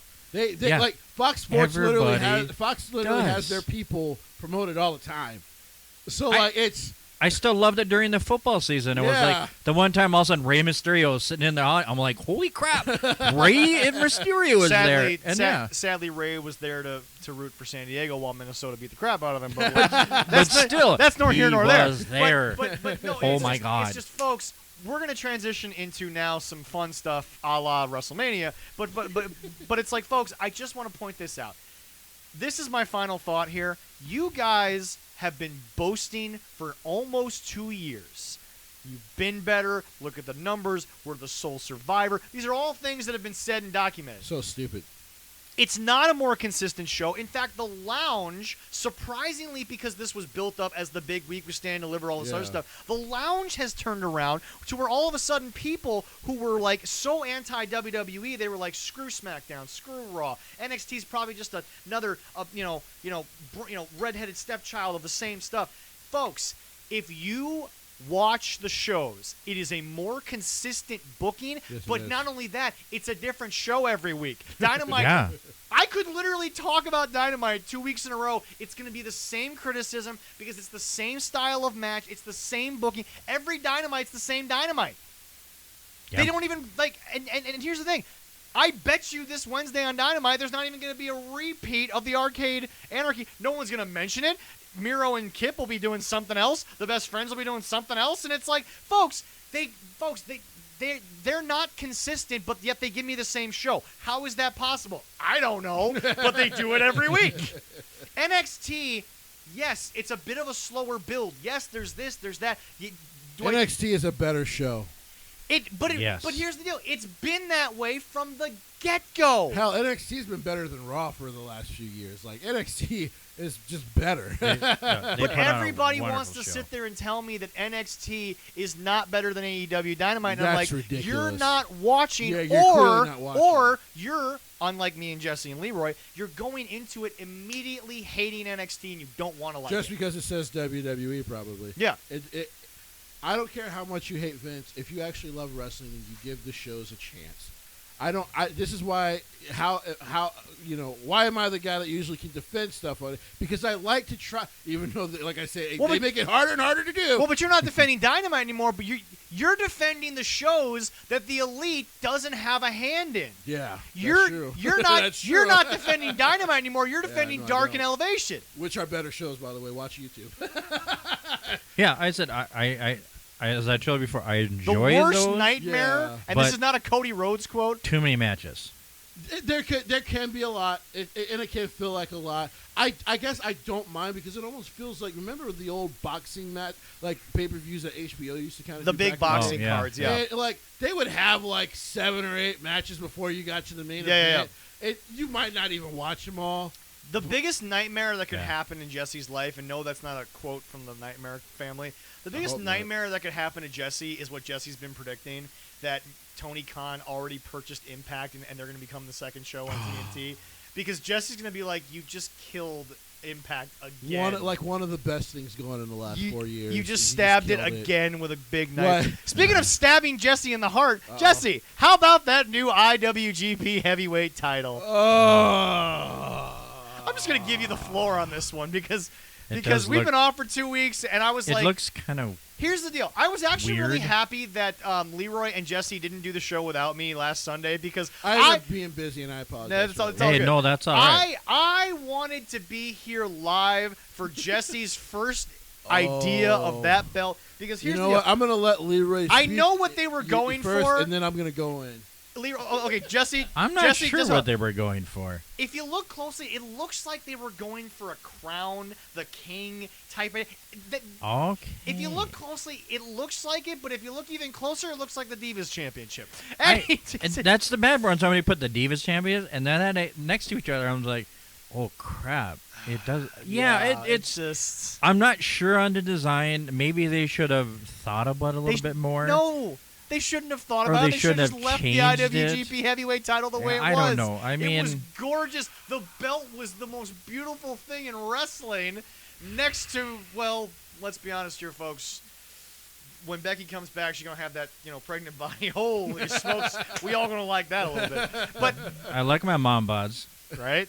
Oh, yeah. But that's my point. Is just okay, Leroy. Jesse's still mentally. When Jesse's mentally prepared, he'll let us know. No. I will.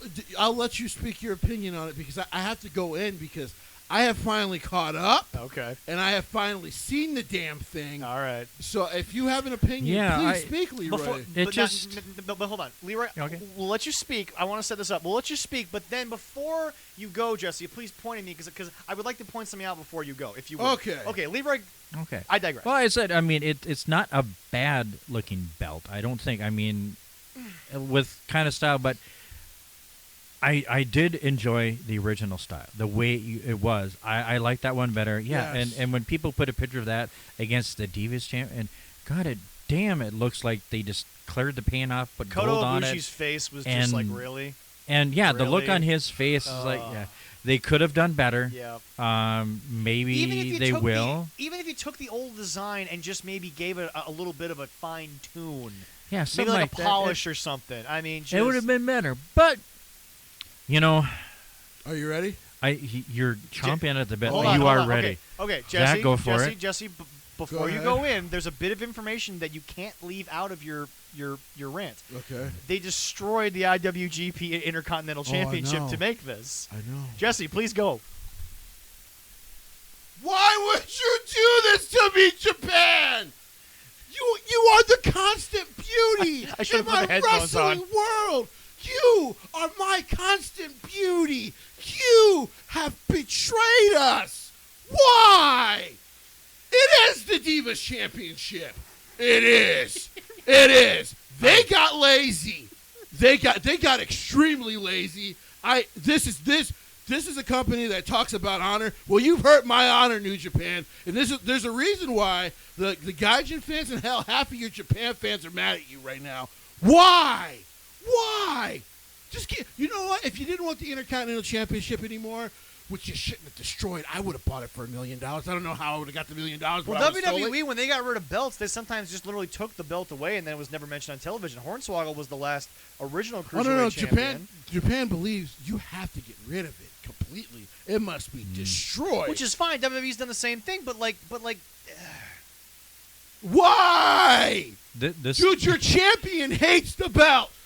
Will Ospreay, former champion hated it when well, he got yeah, it. Former well, champion, and as we yeah. get into Will Ospreay, he looked like he didn't want to pick the damn thing up. It's hideous. It's ugly.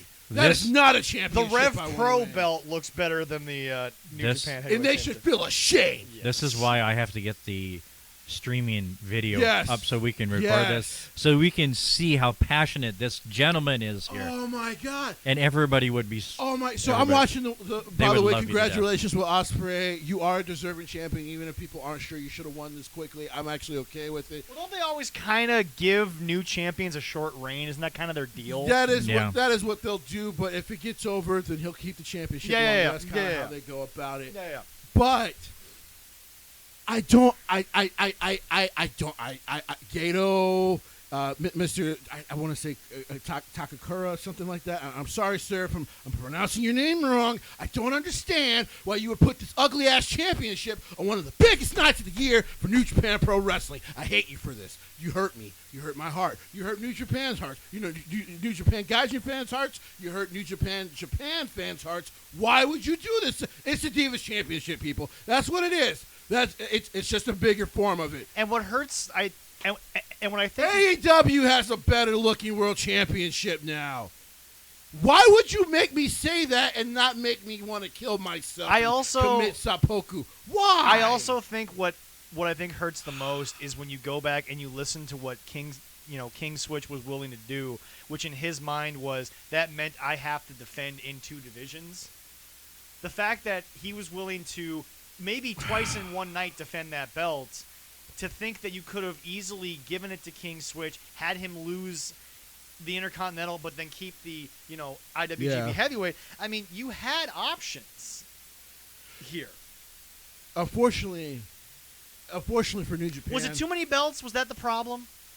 What was the issue here? Here's the biggest problem with New Japan right now. No. I'm gonna get to that. Okay, yeah, okay. Because this all ties in. Okay, cool, yeah. The booking hasn't been very good either recently. It hasn't. When you go talk to New Japan fans who watch religiously, like I said, I've been catching up the last 2 weeks. I actually been behind a little bit. Okay. Hell, maybe Jacob Levine listens to the show. Jake, feel free to come in on the page. Yeah. Or on the video and mention this to people. Mm-hmm. The booking the last 4 months has not been very good. When you've hurt your own ace, the guy who they super protect, yeah, you're not doing very well. No. And I this is just like their booking recently. This is lazy. Like, this was not well thought of. So they did this, yes, because for New Japan Strong, because they're basically, I think they're trying to create their own Gaijin division, bit non-Japanese wrestling division. For New Japan Strong, because they actually came out with an open weight New Japan Strong championship. Saw that, yeah. And it's beautiful. Yeah. Which you couldn't do for your main belt. But so they want to start dicing down the championships, because they do treat each division with its own storylines. Well, but that's the thing. thing. Well, that's the thing, is that my biggest problem with AEW is, and we all know that Kenny and the Bucks are trying to recreate the Japanese idea, because there are so many factions, but they're not treating them like all the factions are. Well, that's another bad part of their booking. But people could tell you it's not been very good. But my point is this: it is just when they give you the junior heavyweights. Yeah. I'm immersed in the junior heavyweights. Yes, when incredible. they give me the tag team division, I'm immersed in and sometimes they in evolve the GOD, their all that kind of stuff. Their 3-week tours around just the certain divisions, and give other guys the nights off, or have them kind of. And like, I understand. do little tag matches. And I understand. Maybe Monday, after we see what WrestleMania looks like, we're going to talk about what 2020 did to a lot of booking decisions. But we'll talk about that on Monday. And I'm sure we'll get to that. But I gotta say, COVID has hurt their booking, because while Evil wasn't the worst decision, I can tell you it was not the most popular. As we had Cal and what's his face on here. Sorry, man, if I forget names. Corey. Thank you. Yeah, Cal and Corey. And I think it was Corey who also watched New Japan like I do. Yeah, every now yes, he and does. then. Yeah. And he was saying, like, COVID has apparently hurt the booking. Like, New Japan is still like, I love it. You guys invite me over there to do anything. I will wipe Tanahashi's booty for free. I don't care. I mean, that's how much I love New Japan Pro Wrestling. Yeah. But like they have suffered a bit, and then this title design, it just felt like a betrayal, because if you didn't want to keep. So I had talked about that there was kind of a design thing, like a prototype out there. Yeah. It looked way better than this. Like I can promise you, when I first saw the championship, it looked better than whatever this finished product is. And I'm starting to think that, like, I'm starting to think Will Ospreay wasn't even supposed to win. I just think Ibushi looked at that and was like, I don't want this shit. I don't want to be a part of it. I have a feeling, because New Japan has been known to go back. I literally want nothing to do with it. The other way. Yeah, I know. No. Yeah. No. But like I said, Ibushi's face. Yeah, he looked disgusted. Yeah, it was bad. Like, this is a company that doesn't do this, and he looked disgusted. So, by the way, Harold's gone. Yeah. So no one can say it was the Western influence, because Harold's gone. Harold Mange's been gone now for a year. Yeah. I have a feeling they'll do a redesign, But I hate they to don't say it. usually make gaffes like this. I hate to say it. It looks like something Yano would try to sell to the fans on his way to the ring. And when you can say that, that's when you know it shouldn't be a world heavyweight champion. There you go. Oh. By the way, Yano never changed. But also, Yes. big congratulations to Will Ospreay. He's been doing his best work as a guy. And by the way, folks, I want to point something out. Oh, and Seth Rollins, please stop mentioning him in passing. He's a much better wrestler than you will ever be. And you better hope he never comes to the U.S. My only point is this, is that I'm happy for Will because of everything he had to go through with the Speak Out movement. Yeah. And again, folks, the Speak Out movement, it was all proven false for Will. It was Yeah. not as bad as we thought. Will really ultimately had nothing to do with No. it. And we apologized to him, and honestly, I'm glad that New Japan stuck with him instead of just doing what probably – and again, no one would have blamed WWE, but probably what WWE would have done is they would have cut ties with him, and they would have – Well, I mean, what they did with Devlin, which is why we had to have the unification match, which I know we're going to get into that pay-per-view in a second, which was just we had to put you on ice. Yeah. Because we have to let this develop. I have with especially with bigger stars, New Japan is very well known for doing their own investigations as well. Yeah. So if they would have saw anything that was clear about any of that, and like he was in the wrong, Yeah. Will wouldn't be back. No, and I understand that. But my point is this: is just I'm so happy that Will is still getting the chance to do what he's doing. Yes. That Will is getting the opportunity to be a top guy in what is probably top two companies Did you see in the him world. Oscutter his own girlfriend? That was kind of sick. Yeah. But again, She took that cutter like a folks, champion. when it is finally time, and it will be time at some point because everyone wants to see it. Besides Yano winning the G1. Yes. When it finally happens that it's Ospreay versus King Switch, the world should watch. Because it's going to just be magic. People, it's $10 to get New Japan World. And even with some of the off booking, it is still worth $10 just for the library of their stuff alone. So as we move, we're going to move quickly only because I think Jesse's heart needs a little bit of time to recover. I'm calming down. I had to. Okay. Folks, Yeah, have some more folks, brownies we in there had somewhere there, we had WrestleMania week, which is always fun for Yes. everybody. Oh, God, we had the yes. Hall of Fame, which had an unprecedented 2 classes inducted this year. Yes. We've talked about Leroy and I talked about the class of 2020 last year when they were supposed to go in, folks. And Jesse's here, so now he can understand what I'm trying to say. I said it then, and I'll say it now. I don't care how little the WWE had with him. It was more WCW. Anytime you take 12 minutes to give Jushin Thunder Liger some love, you need to do it. Yeah. Because he's Jushin Thunder Liger. He's Jushin Thunder Liger. GTL, JBL, they both went in. And, I'd say it would refresh everybody's memory from 2020. the 2020. John Bradshaw Layfield, the British Bulldog, Justin Thunder Liger, Yep. New World Order, Yep. the Bella Twins. Celebrity was William Shatner. Yep. The Warrior Award went to Titus O'Neil. Which, by the Very way, folks, well deserving of him. Look, here's the deal. And I want to get this out of the way because it's such a touchy subject. Folks, as much as I love and am so sorry that it happened, Shad Gaspar is a completely worthy person for it, but Titus is also worthy. I'm not taking away from Titus's. I only disagree in this sense because I got the argument, and it wasn't people arguing against Titus from what I've seen. Yeah. There could have been some, which if you are, don't be that person. Don't be that person. And you and I are saying the same thing, though. yeah. I'm not taking away from Titus No. just because of what happened to Shad. This year, though, and by the way, I get the Warrior Award. I'm actually sick of seeing Dana, though, because she clearly does not care about this as much as they do. Yeah. She seems to just no. enjoy making a living off of her husband's name. It's sad, but true. Which is it is what it is at this juncture. Yeah.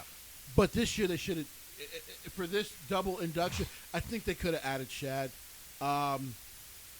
Apparently Triple H spoke about it a little bit, and Yeah. because he spoke about the process of how they put it together. Yeah. And what he wanted to clear was, he's like, listen, he's like, it didn't happen this year, but he's like, I promise you, Pete, I promise everyone, there's a very good chance he will get it next year. We're gonna try to talk to the family, but the big thing. Can I also say this? Let me finish. Yeah, He was just saying overall, because the family, it's still touchy because it was so recent. Please, okay, look. When Eddie passed away and immediately got inducted, Eddie's family had already been in the spotlight most of their lives. Yeah. They got it, they understood it, and they really didn't involve the girls as much as they involved Vicky. Yeah. And that was heart-wrenching enough, and obviously Chavo was there to help, and his Yeah. whole family was there. Shad's family was never I think in the Benoit was still alive when that happened, so he was there too. Yeah. Yeah. So it's just, folks, Shad's family, first and foremost, as I was going to say, Jesse, before he wanted to finish, which again was fine, it's almost a Batista syndrome. I want people there to chant Shad's name.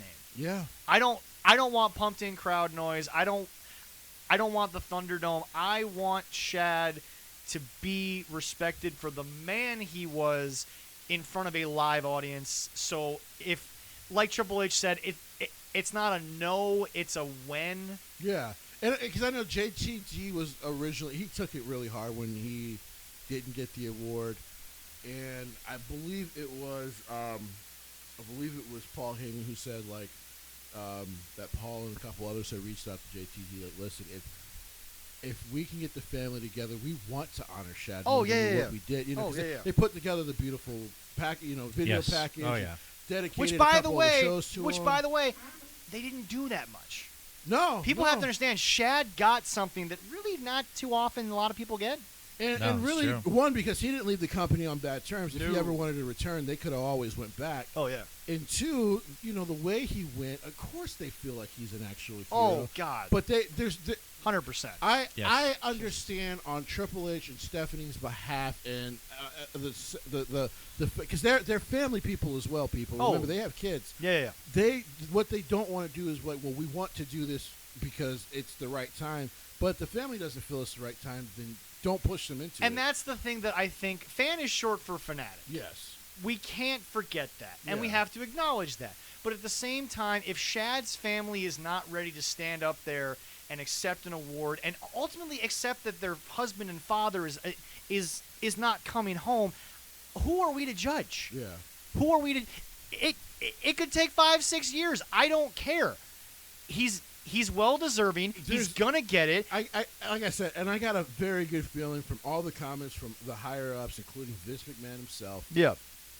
He will get it next year for sure. Oh, without a doubt. like I said, because at first I was a little taken aback because I'm like, you are doing the two classes because you couldn't do anything last year with the start of COVID, and that's completely not your fault. And I have no problem with that.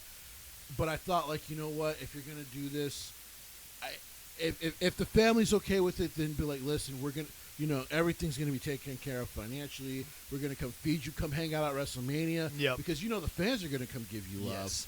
So, like I said, I do believe they will do it next year for sure. So people, don't be mad at WWE. They will do it. No, It's guaranteed gonna happen. Just like Yes. Batista. Remember, people, Batista didn't want to do it because there was no fans there and because he's shooting a movie. Yes. So just understand, we still live in the COVID world. Yeah, I know yeah. some people think it's over just because you can get the shots. Yeah, it no, ain't it's- over yeah. yet. Okay. Anyway, Yeah. so that's over. Leroy, any parting thoughts? Oh no, and I just want to do the legacy for that because I always do that. Yeah. It was Ray Stevens, Brickhouse Brown, Steve Williams, Baron Michelle Leone, and Gary Hart was a legendary Yes. stuff, and we got to honor them. Yep. Because they were just but good. but no, just so we're gonna get the Warrior Award over with. The two men who got it, obviously deserving. Yeah. Shad will get it, and He will get it. and we're not even gonna sit here and debate that. Yeah. So But anyway, yeah, it was the Rick 2000 Herring was the 2001 the this year. 2021 awards for Hall of Fame went to.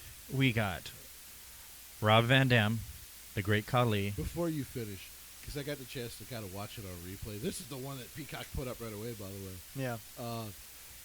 Does Rob Van Dam not understand that the reason the championship was taken off of him was because he's just always so high?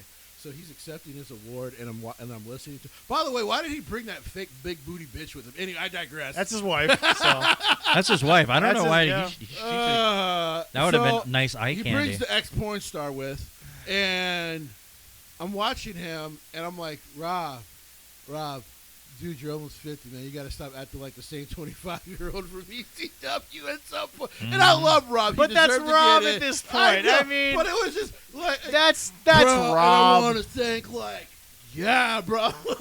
I'm like Riddle. If you don't get out of the character they have you in now, this will be you in 20 years. But that was never a character. That was just who Rob was. I mean, That's it. Yeah. I mean, Rob was always called the ageless wonder. I mean, he's because he is. Yeah. But even when he's still wrestling in Impact every now and then. But I'm just like, I'm sitting there and I'm watching it, and I'm just like, I'm like, I love you, dude, but you couldn't have not smoked this one time. Maybe he's not a public speaker. I don't know. All right. Continue. The Great Khali, Eric Bischoff, Molly Holly, and Ozzy Osbourne was a celebrity, and the headliner was Kane. That one almost made me cry. oh my God. Listening to Kane's speech almost The- made me cry. The British Bulldog speech See, you know what? And by the way, almost made me. That teared me up. This to me proves that Triple H is definitely having his sway, because I don't know if 2 years ago you would have seen The Davey Bulldog Boy in? Smith. Davey Boy Smith's Yeah. son, Right. Yeah. in WWE like that. That brings Even to just him- to accept the award for his father. Right. You know what choked me up a little bit, just the beginning to see that, was seeing that Bulldog come out. Yeah. Because the minute I saw that Bulldog, the first thing I thought was, oh, Matilda. And then And that was the yeah. great granddaughter or something of Matilda, of the original. Bulldog. Yep. And then Oh, and then hearing Davey Boy Smith Jr. and just between him and Kane, Kane almost broke me. I think Kane almost broke me because we forget how much of a gentle man he really is, and just hearing him speak and the fact that he's still so humble to this day. Because I watched the bump. The bump where Undertaker put him in, and Yeah. I teared up.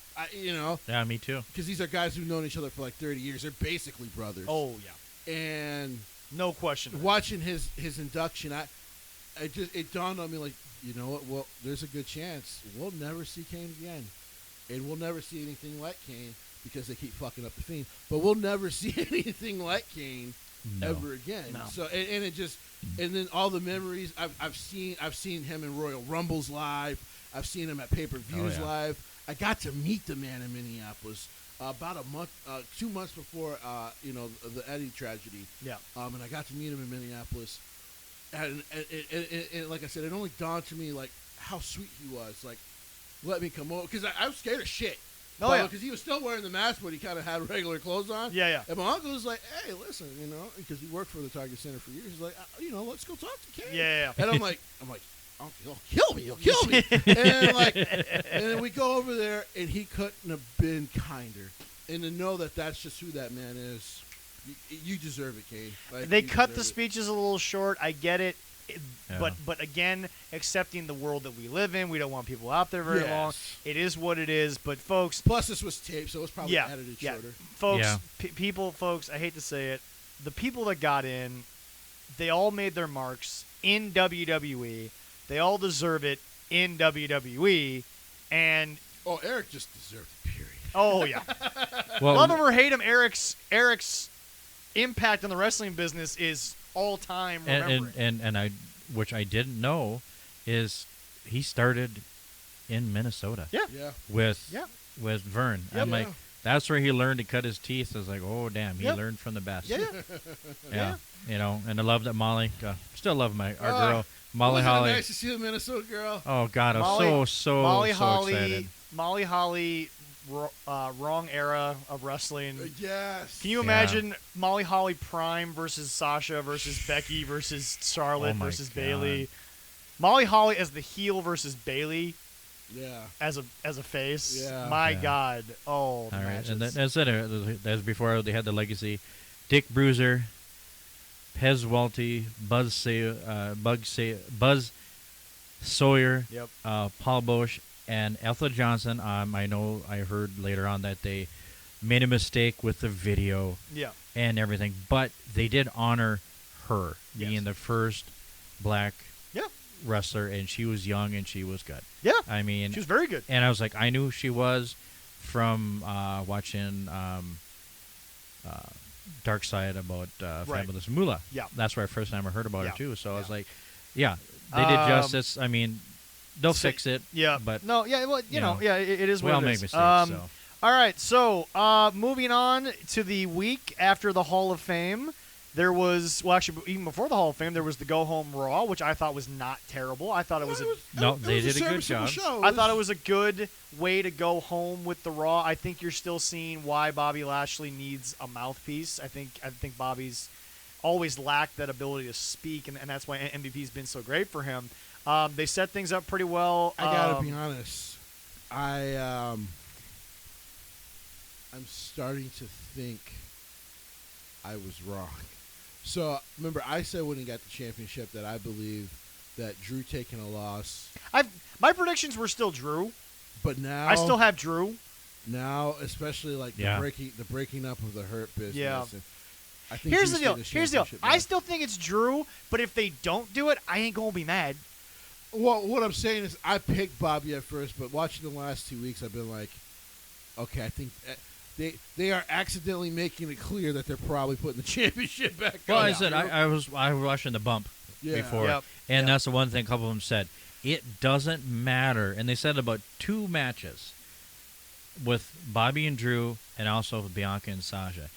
Whoever wins out of there. Oh, and they said that about and Asuka and Rhea. Yeah, Sorry, yeah. though Who they just it decided to doesn't- turn heel, by the way. it doesn't. I don't know if that was heel, but I get where you're Yeah. going Yeah. for. But out of those 3, it doesn't matter who comes out of that. It's not going to hurt either one. No. It no, has no, not. no, no, no, No no, matter no, who no. wins. Rhea Ripley has come in, and she has been every bit of who Rhea Ripley needs to be. Yeah. And also Asuka's turned back into no one is ready for Asuka, but I think they've both come across so well that as long as the match lives up to the hype, there's really not a loser in it. No. And you know, Sasha and Bianca first, okay, AB put this in the lounge, and I think it's worth mentioning. And you know what? I think it's worth mentioning exactly what it is. 2 young black African American young women Yep. are main eventing a night of WrestleMania. Yep. Yes. And by the way, folks, take the black out of the equation. They're just deserving. Yeah. Yeah. The buildup hasn't been what it could have been. Still gonna blame COVID, but they're both great. Yeah. They're both deserving of that slot. Bianca is a greenhorn built by the WWE, Yeah. and she's a I'm star. about to say she's WWE through and through. And it's why not? Why not have one of the people that won the Royal Rumble Yeah. main event one night? Yeah. Why not? But Yes. the thing about it is that you look, I get its history in probably about 2 or 3 different ways, but they're just deserving. Oh They yeah. are. They could be 2 young black males. They're both deserving of Oh, that spot. We're getting that night too. Now they won't main event, but Big E and Apollo Crews on Sunday. That's going to be a good match. is going to be incredible. Yeah. All right, we'll Um, get into that. Yeah. We'll get into the We got to talk Tomorrow. about. Tomorrow. We'll Yeah. talk about night 2 tomorrow. We got another pay per but view yeah, going on but- and before then, that too. And then after Friday Raw, night. there was the Hall of Fame. Then there was they stood, they delivered. Oh, Fuck they you, stood Dave and Meltzer. You delivered. couldn't give a Oh, single 5-star match to save your life in WWE. My God. He gave like frickin' hate. 7 4.5s. Really? You couldn't give me a 5 to save your life, could you, Meltzer?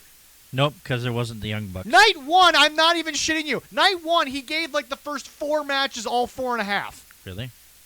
And I'm sitting here like, okay, He's an idiot. okay. Did Walter and Tommaso deserve to be a 5? No, because the ending was kind of meh. It was a little, yeah. But it was a 4.5-star Yeah, match. it was. All It right, was- it so, was hard to ladies and watch, gentlemen, too. That thing was ladies Let's and get- gentlemen, Stand and Deliver NXT Night 1. Leroy, run down that list. for All me. right, we have the pre-match. Before everything was going in, Zoe Stark defeated Toni Storm. Doesn't hurt Tony, in my opinion. No, it doesn't. Zoe is also. Allison's been impressed as hell by Zoe Stark. She has impressed me too. She is going to She's be a good. great. You know what worker. I didn't Oh, my God. realize until this match as I'm watching the highlight? What's that? So she was in Impact. Guess what her name was? Allison. Oh, really? Yes. That's funny. Oh. Yes. That's She's- You'll have she's to a let her former know then. Impact Women's World Champion. Really? And- Okay, all and right. So I'm watching it, and I'm like, why does Zoe Really? Stark look so damn? Yeah, look it up. I'm Yeah, like, why yeah, does yeah. she look so damn but familiar? but now to talk about just her as Zoe Stark. Oh, she's been wonderful. She's come in. She's been a breath of fresh air, even in a division where I don't care about fresh air. I like the air that I've been breathing. She has been a revelation. She's great. Oh, dude, she's been great. She even in losses, she puts on quality. Yeah, like, so they had her face EO like 3 or 4 weeks ago, and I was like, wait, really? But it was a good match. But as I'm watching, that was the first time I was like, I've seen this. What's the woman name, before. Leroy? I'm looking it up. You make this so hard. Just search Zoe Stark. I Hit on did. Wikipedia, and it'll take you to Impact. Oh, it didn't even bring me to Wikipedia. Yeah, I'm about to say, yeah, but it's like I said, it's Look up the Impact Women's World Champions. I mean, it's probably the last couple of years. astonishingly amazing. Because when I'm watching her, I'm like, I did not realize that this is the same girl from Impact. Yeah. But I also didn't realize how good she actually was. Because I've only seen 3 of her matches in Impact. When you go in the ring and you come out of a match with Io Shirai and you don't look like you were dumpstered, that's just impressive she in and of basically itself. looked like she belonged in the same ring with the champ, and that's huge. Yeah, absolutely. So yeah, Tony Storm taking the loss not only doesn't hurt Tony, No. like it. Tony could actually be getting called up as well. We actually put that on our official Facebook page. Was we actually posted your thoughts of her possibly going to the main roster? So it's a strong possibility. I will say this. You know, most would say maybe she needs to go to Raw because they need. Actually, I think she would be better on SmackDown, and here's why. I think it's because wherever Tony goes, Rhea should go to the opposite. Yes. For now. Yes. For now, we can revisit this in like maybe 2-3 years. Yeah. But that's my only reasoning is because Rhea was already there. And just the fact that, especially if it is true, Yeah. and there is a rumor now since Becky posted that, Yeah. that the way that they're bringing Becky back is with a Bayley. Because remember, Bayley doesn't have a match at Mania, but they might do Ding Dong Hello at WrestleMania. Yeah. And that's how Becky comes back. Right. Then there's no way in hell you can have her go to Raw. That's a lot. Charlotte. Yeah, I'm having a problem trying to find it. on Charlotte at Wikipedia. some point will be back before her movie starts shooting. And actually, I think I found out that the movie starts shooting in May. So at some point, Charlotte will be back. Yeah. Allison Danger. Thank you.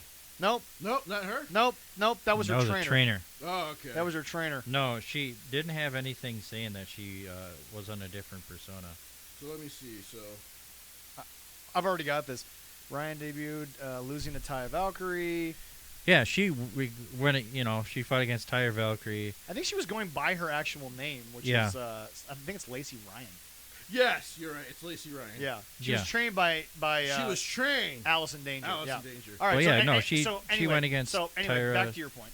So yeah, overall, like I was saying, if she is getting called up, because that, if she's not winning the championship in NXT, there's no reason for her to be. Oh, in no, NXT no, no, no, no. anymore. When it comes to Tony Storm, so like I said, it didn't hurt. No. Zoe Stark is just a star, Yep. a star that now I look at it, I'm like, Scott D'Amore, how did you let this one slide through your fingers? Yeah. Right. Yeah, right. She can wrestle. I mean, and they've been very good with young talent and Impact. So. Oh yeah. Anyway, Yeah, it was Leroy, good. onwards. Almost a 10-minute pre-game, Yeah, it was really good. pre-match. It was great. So good. Great. And to start out the first match on the pay-per-view was Pete Dunne defeated Kabushi. Kushida. Kadushida. I'm sorry. Kushida. I am One sorry. day, I I'm am- going to reach out to him, and I'm going to be like, listen, since he can't pronounce your name, can I fly you up to give him a Kushida chop? And then you'll have to just take a chop from Kushida. I'll take it. All right, yeah. I'll take it. I deserve it. First of all, Deserve it.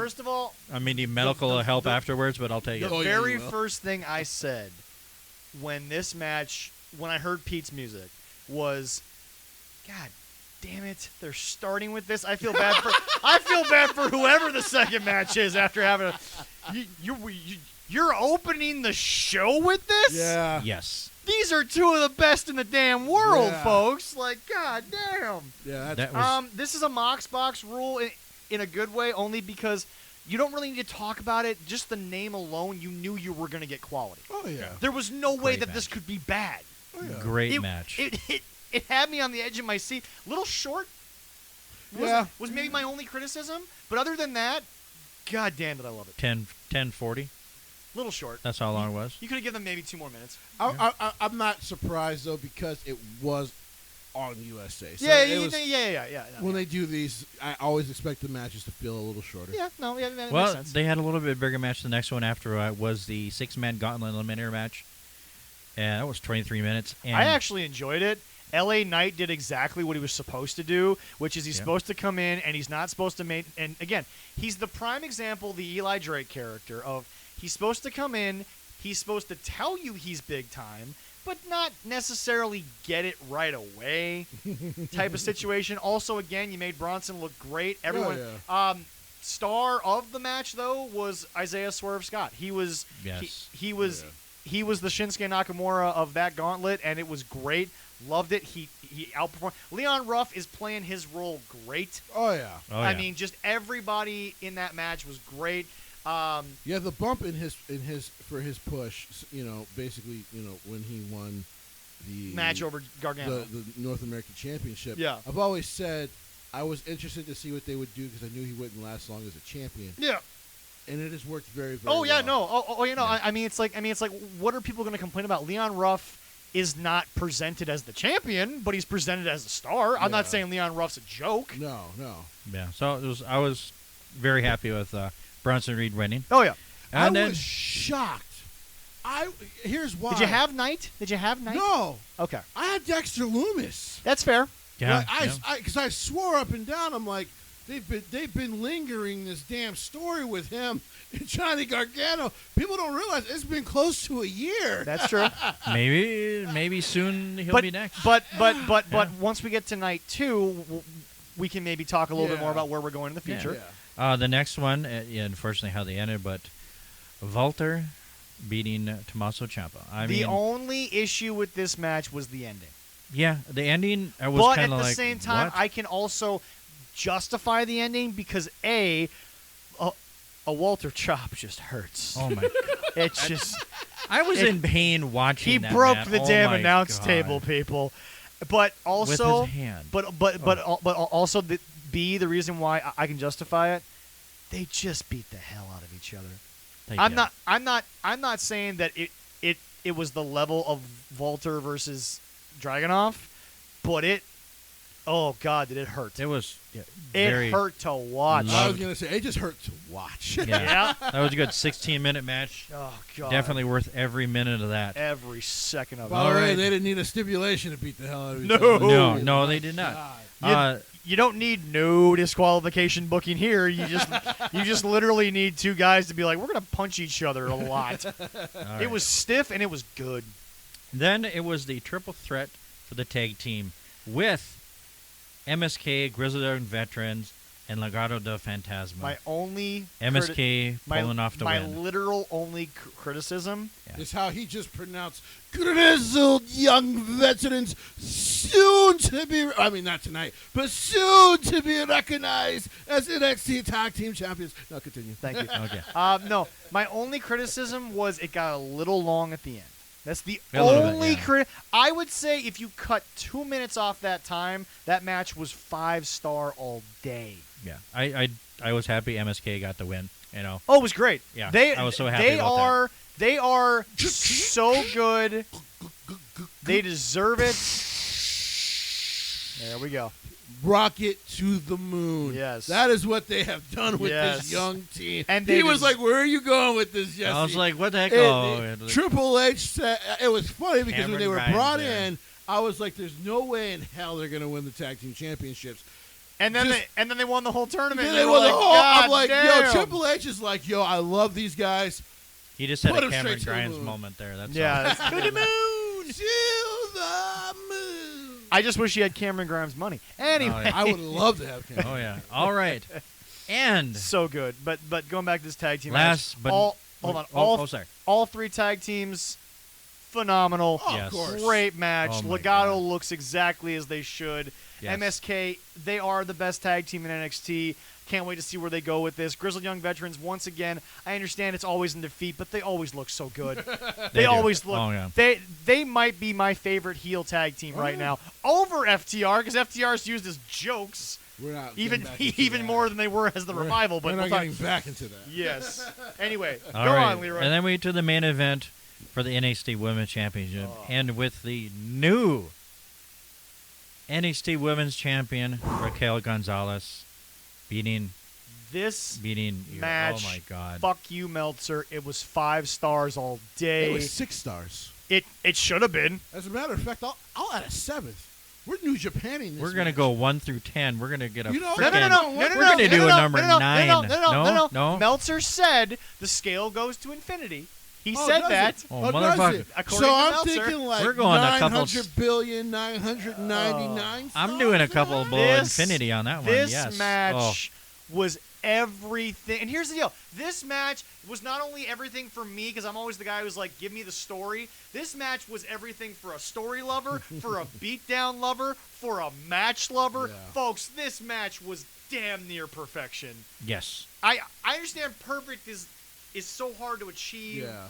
Especially when Raquel is just on her first upturn. You Yeah. don't know what's going to happen Yeah. at following. But this match, everything was great. Io looked the way she should have. Raquel looked the way that she has been for the past And I just 3 want to say months. for this storyline, So good. the best part, as far as the storyline was concerned, is, for Raquel, just remember, she didn't demand the shot. The champion demanded the match with her. That's my second favorite wrinkle of the whole story. Yeah. My number one favorite wrinkle, Dakota really wasn't a factor. No. So you got No. to see a great story of she was tossed early, so there was plenty of time to still have a match. This match blew me out of the water, and as far as I'm concerned, Sasha and Bianca, that's your bar. Now, there's 2 things coming out of this match. Yeah.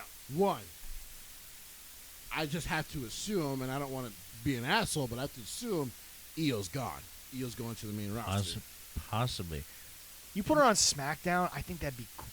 I think she does go to SmackDown. Right now, she's one of the biggest baby faces in the company, and just putting her on SmackDown helps that. Just the one spot she had, I was like, all of a sudden, there's Raquel laying there. I'm like, okay, where's Io? Where's Io? They pan back. She's standing on top of the skull. Holy shit. I'm like, you didn't. And yep. And then on top Oh, of my that, God. Every time I watch Io Shirai, I'm like, Kenny, that's the one you didn't go after? Yeah, he's a dummy. there's a reason Evil took his place, is all I'm saying. And number 2. I'm not talking about dating. I'm just talking about you had a chance. I mean, and understanding why Kenny wasn't never an actual Bullet Club leader, Yeah. and why Evil felt more like one. Yeah. And number 2, after the Io one, when does the feud between Dakota and Raquel happen? That's going to be a lot quicker than I think people Yeah. think.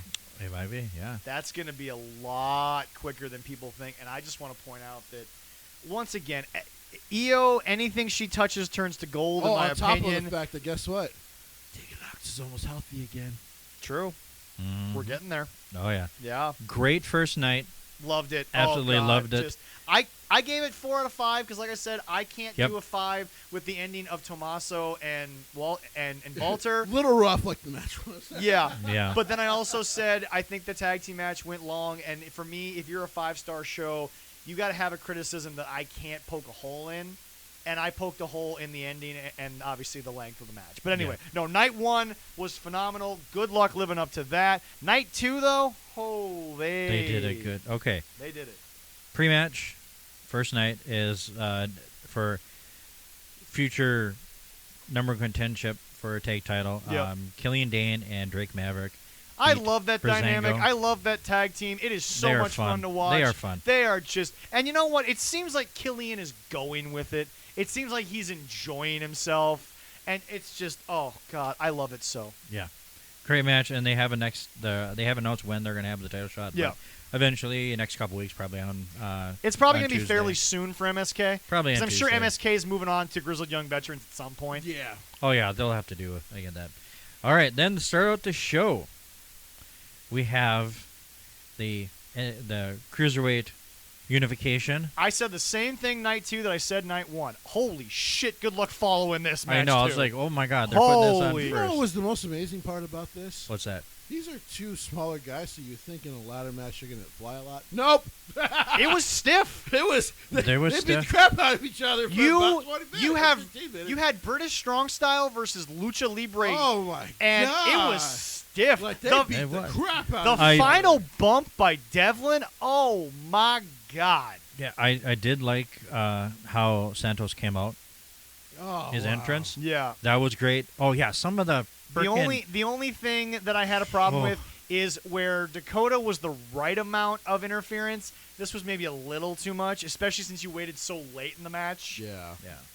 My only criticism of that, but then Santos celebrating with his kid at the end with first of all, nothing against Jordan, nothing against it at all. Oh, he's gonna probably end up in the UK Championship picture. By the way, the funniest story after night 1 that was tweeted out.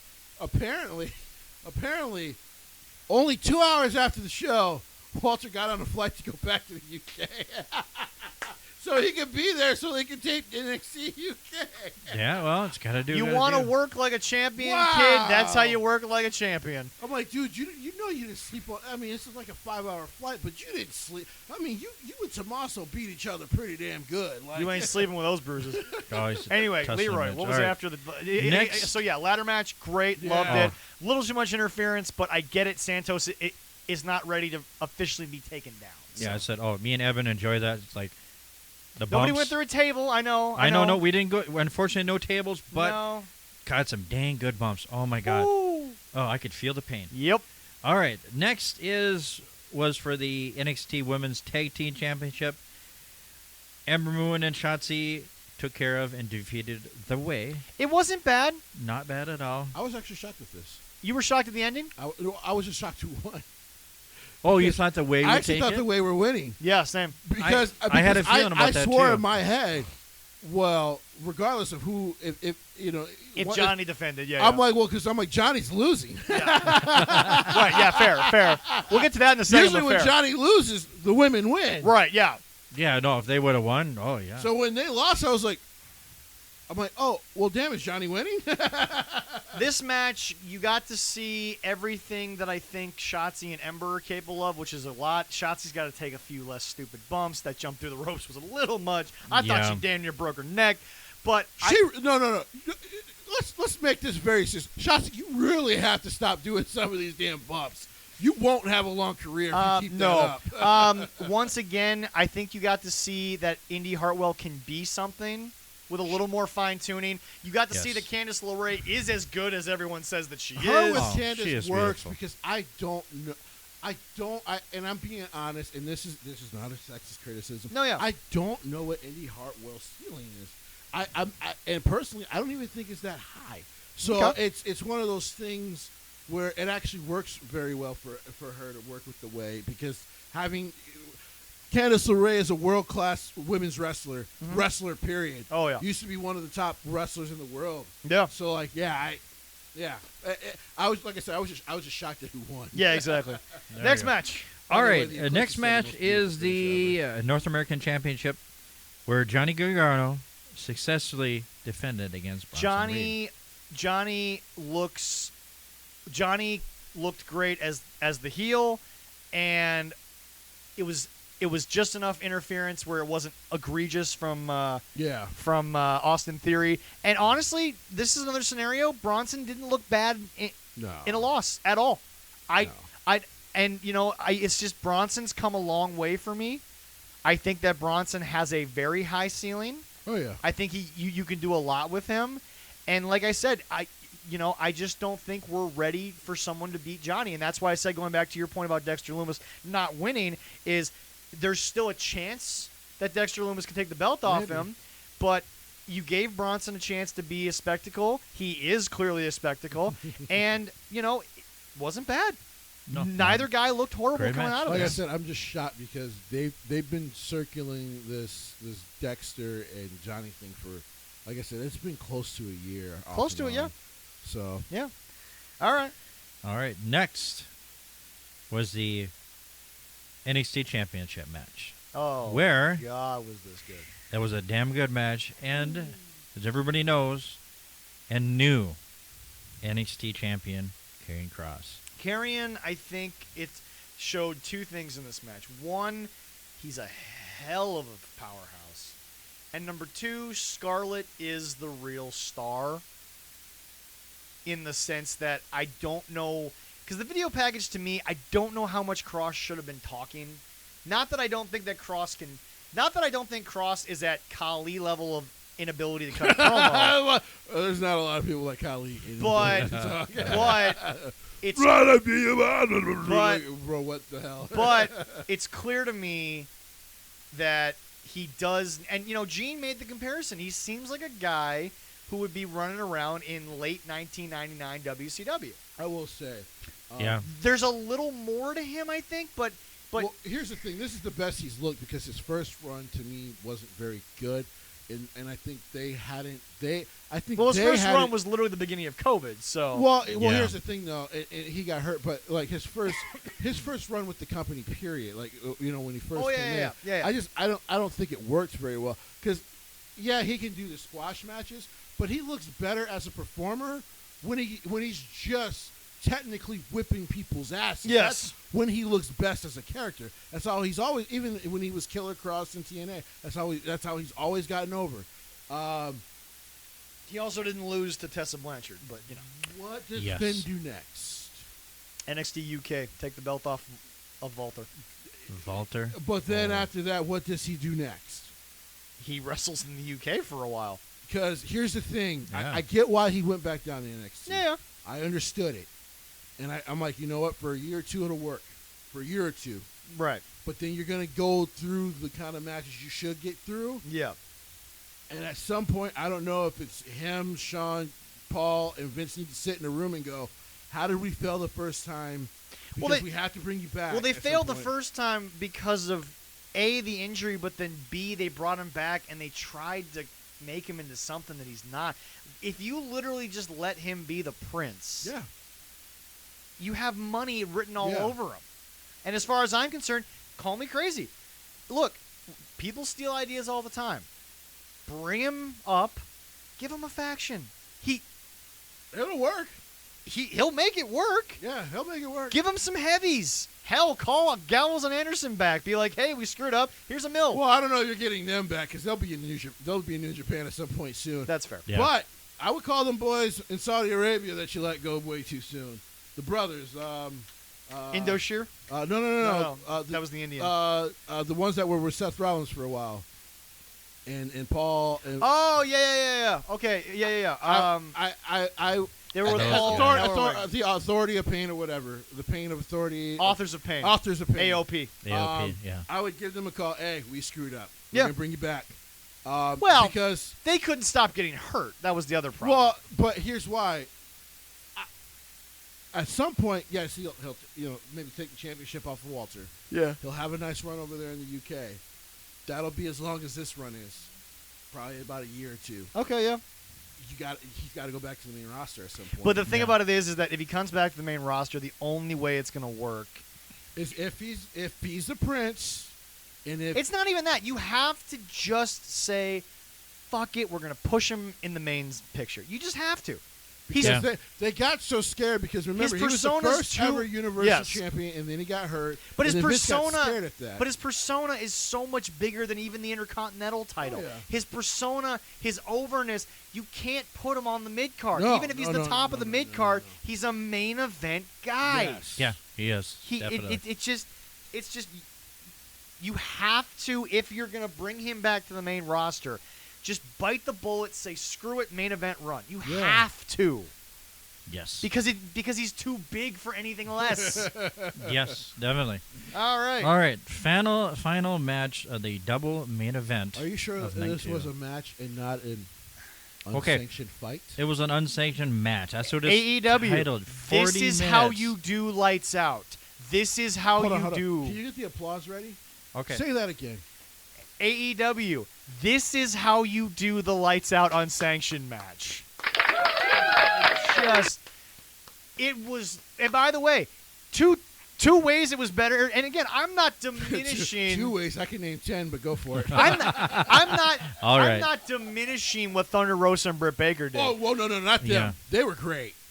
I thought they were great overall. I think it's better than even them because here's the thing. Well, it was better than them, but it was better than Moxley and it Omega. was way better than Moxley. But and here's the Kenny deal. Omega, Here's the yeah. deal. Here's the 2 reasons why. Number 1, all of the feud was on the national television.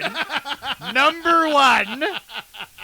And number 2, these guys didn't bring out hokey, weird, over-the-top Nope. weapons. There was no thumbtack. Now, the chain was, like, borderline hokey. But to be fair, it's not like a chain hadn't been used in part of the feud before. Exactly. So, it's just they had – now, in the end, when the match was over, it looked like they had a bunch of weapons. But they really didn't bring weapons.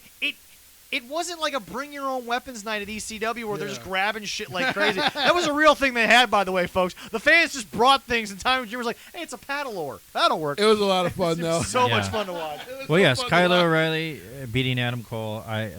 This match, The only critique I have a little long. is that I thought the length was 40 fine. minutes. Kyle O'Reilly has the shittiest generic music. Triple H, my God, you are damn near a billionaire yourself. You can't come out of pocket for the young man. Hey, Metallica, can I get one of your old songs for like $2 million for the next year, All I bro? can say is this. God, that music was trash. It wasn't great, no. This match maybe was a little long in the end. Maybe it was just long in general. But the truth is, goddamn, was it good. Oh, yeah. God damn it. I- This is they and by the way, they were angry the whole Mm-hmm. time. There was emotion on their faces. Neither guy broke the character they were supposed to be. Kyle stayed wondering if he should have done it. Kyle made mistakes because he didn't want to go to that dark place. Adam Cole was more than happy to go to the dark place. This is how you tell this story. Yes. Here's the deal. Jim Cornette says no DQ is called lazy booking. It isn't AEW. This was not lazy booking because this was a short-term build that had so much fire, that had so much energy, but it was also, however long the UE's been around, long build. Yeah, so like 3 4 years. Well, and then again, people who watch NXT, I've always said they were the AEW crowd before NXT because they were educated on the indie guys coming to NXT. Yep. Is the people got this feud from years back, from ROH, the battles they had there, from the Japan battle. Yeah. Just, folks, these 2 guys are the example of they've just been wrestling each other for so damn long. And by the way, the ending was safer than people think. Yes, it was. But Cole sold it like you killed him. This was the ending that John Moxley and Eddie Kingston should have had. They also should have just had a longer feud, but we digress. No. I just mean that the ending wasn't a popcorn fart like the. All right, I'm going to use my trusty little board here to say how I feel about this, Yeah, no. You go ahead. It was. That's how I feel. It was so plain and simple. Yeah. Awesome. good. It was awesome. Loved it.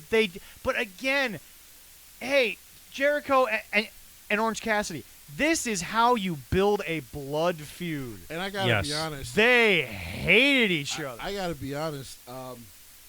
Vince, you should be happy that you had Triple H and Shawn do this here. Remember, these big NXT would be like the Saturday night before.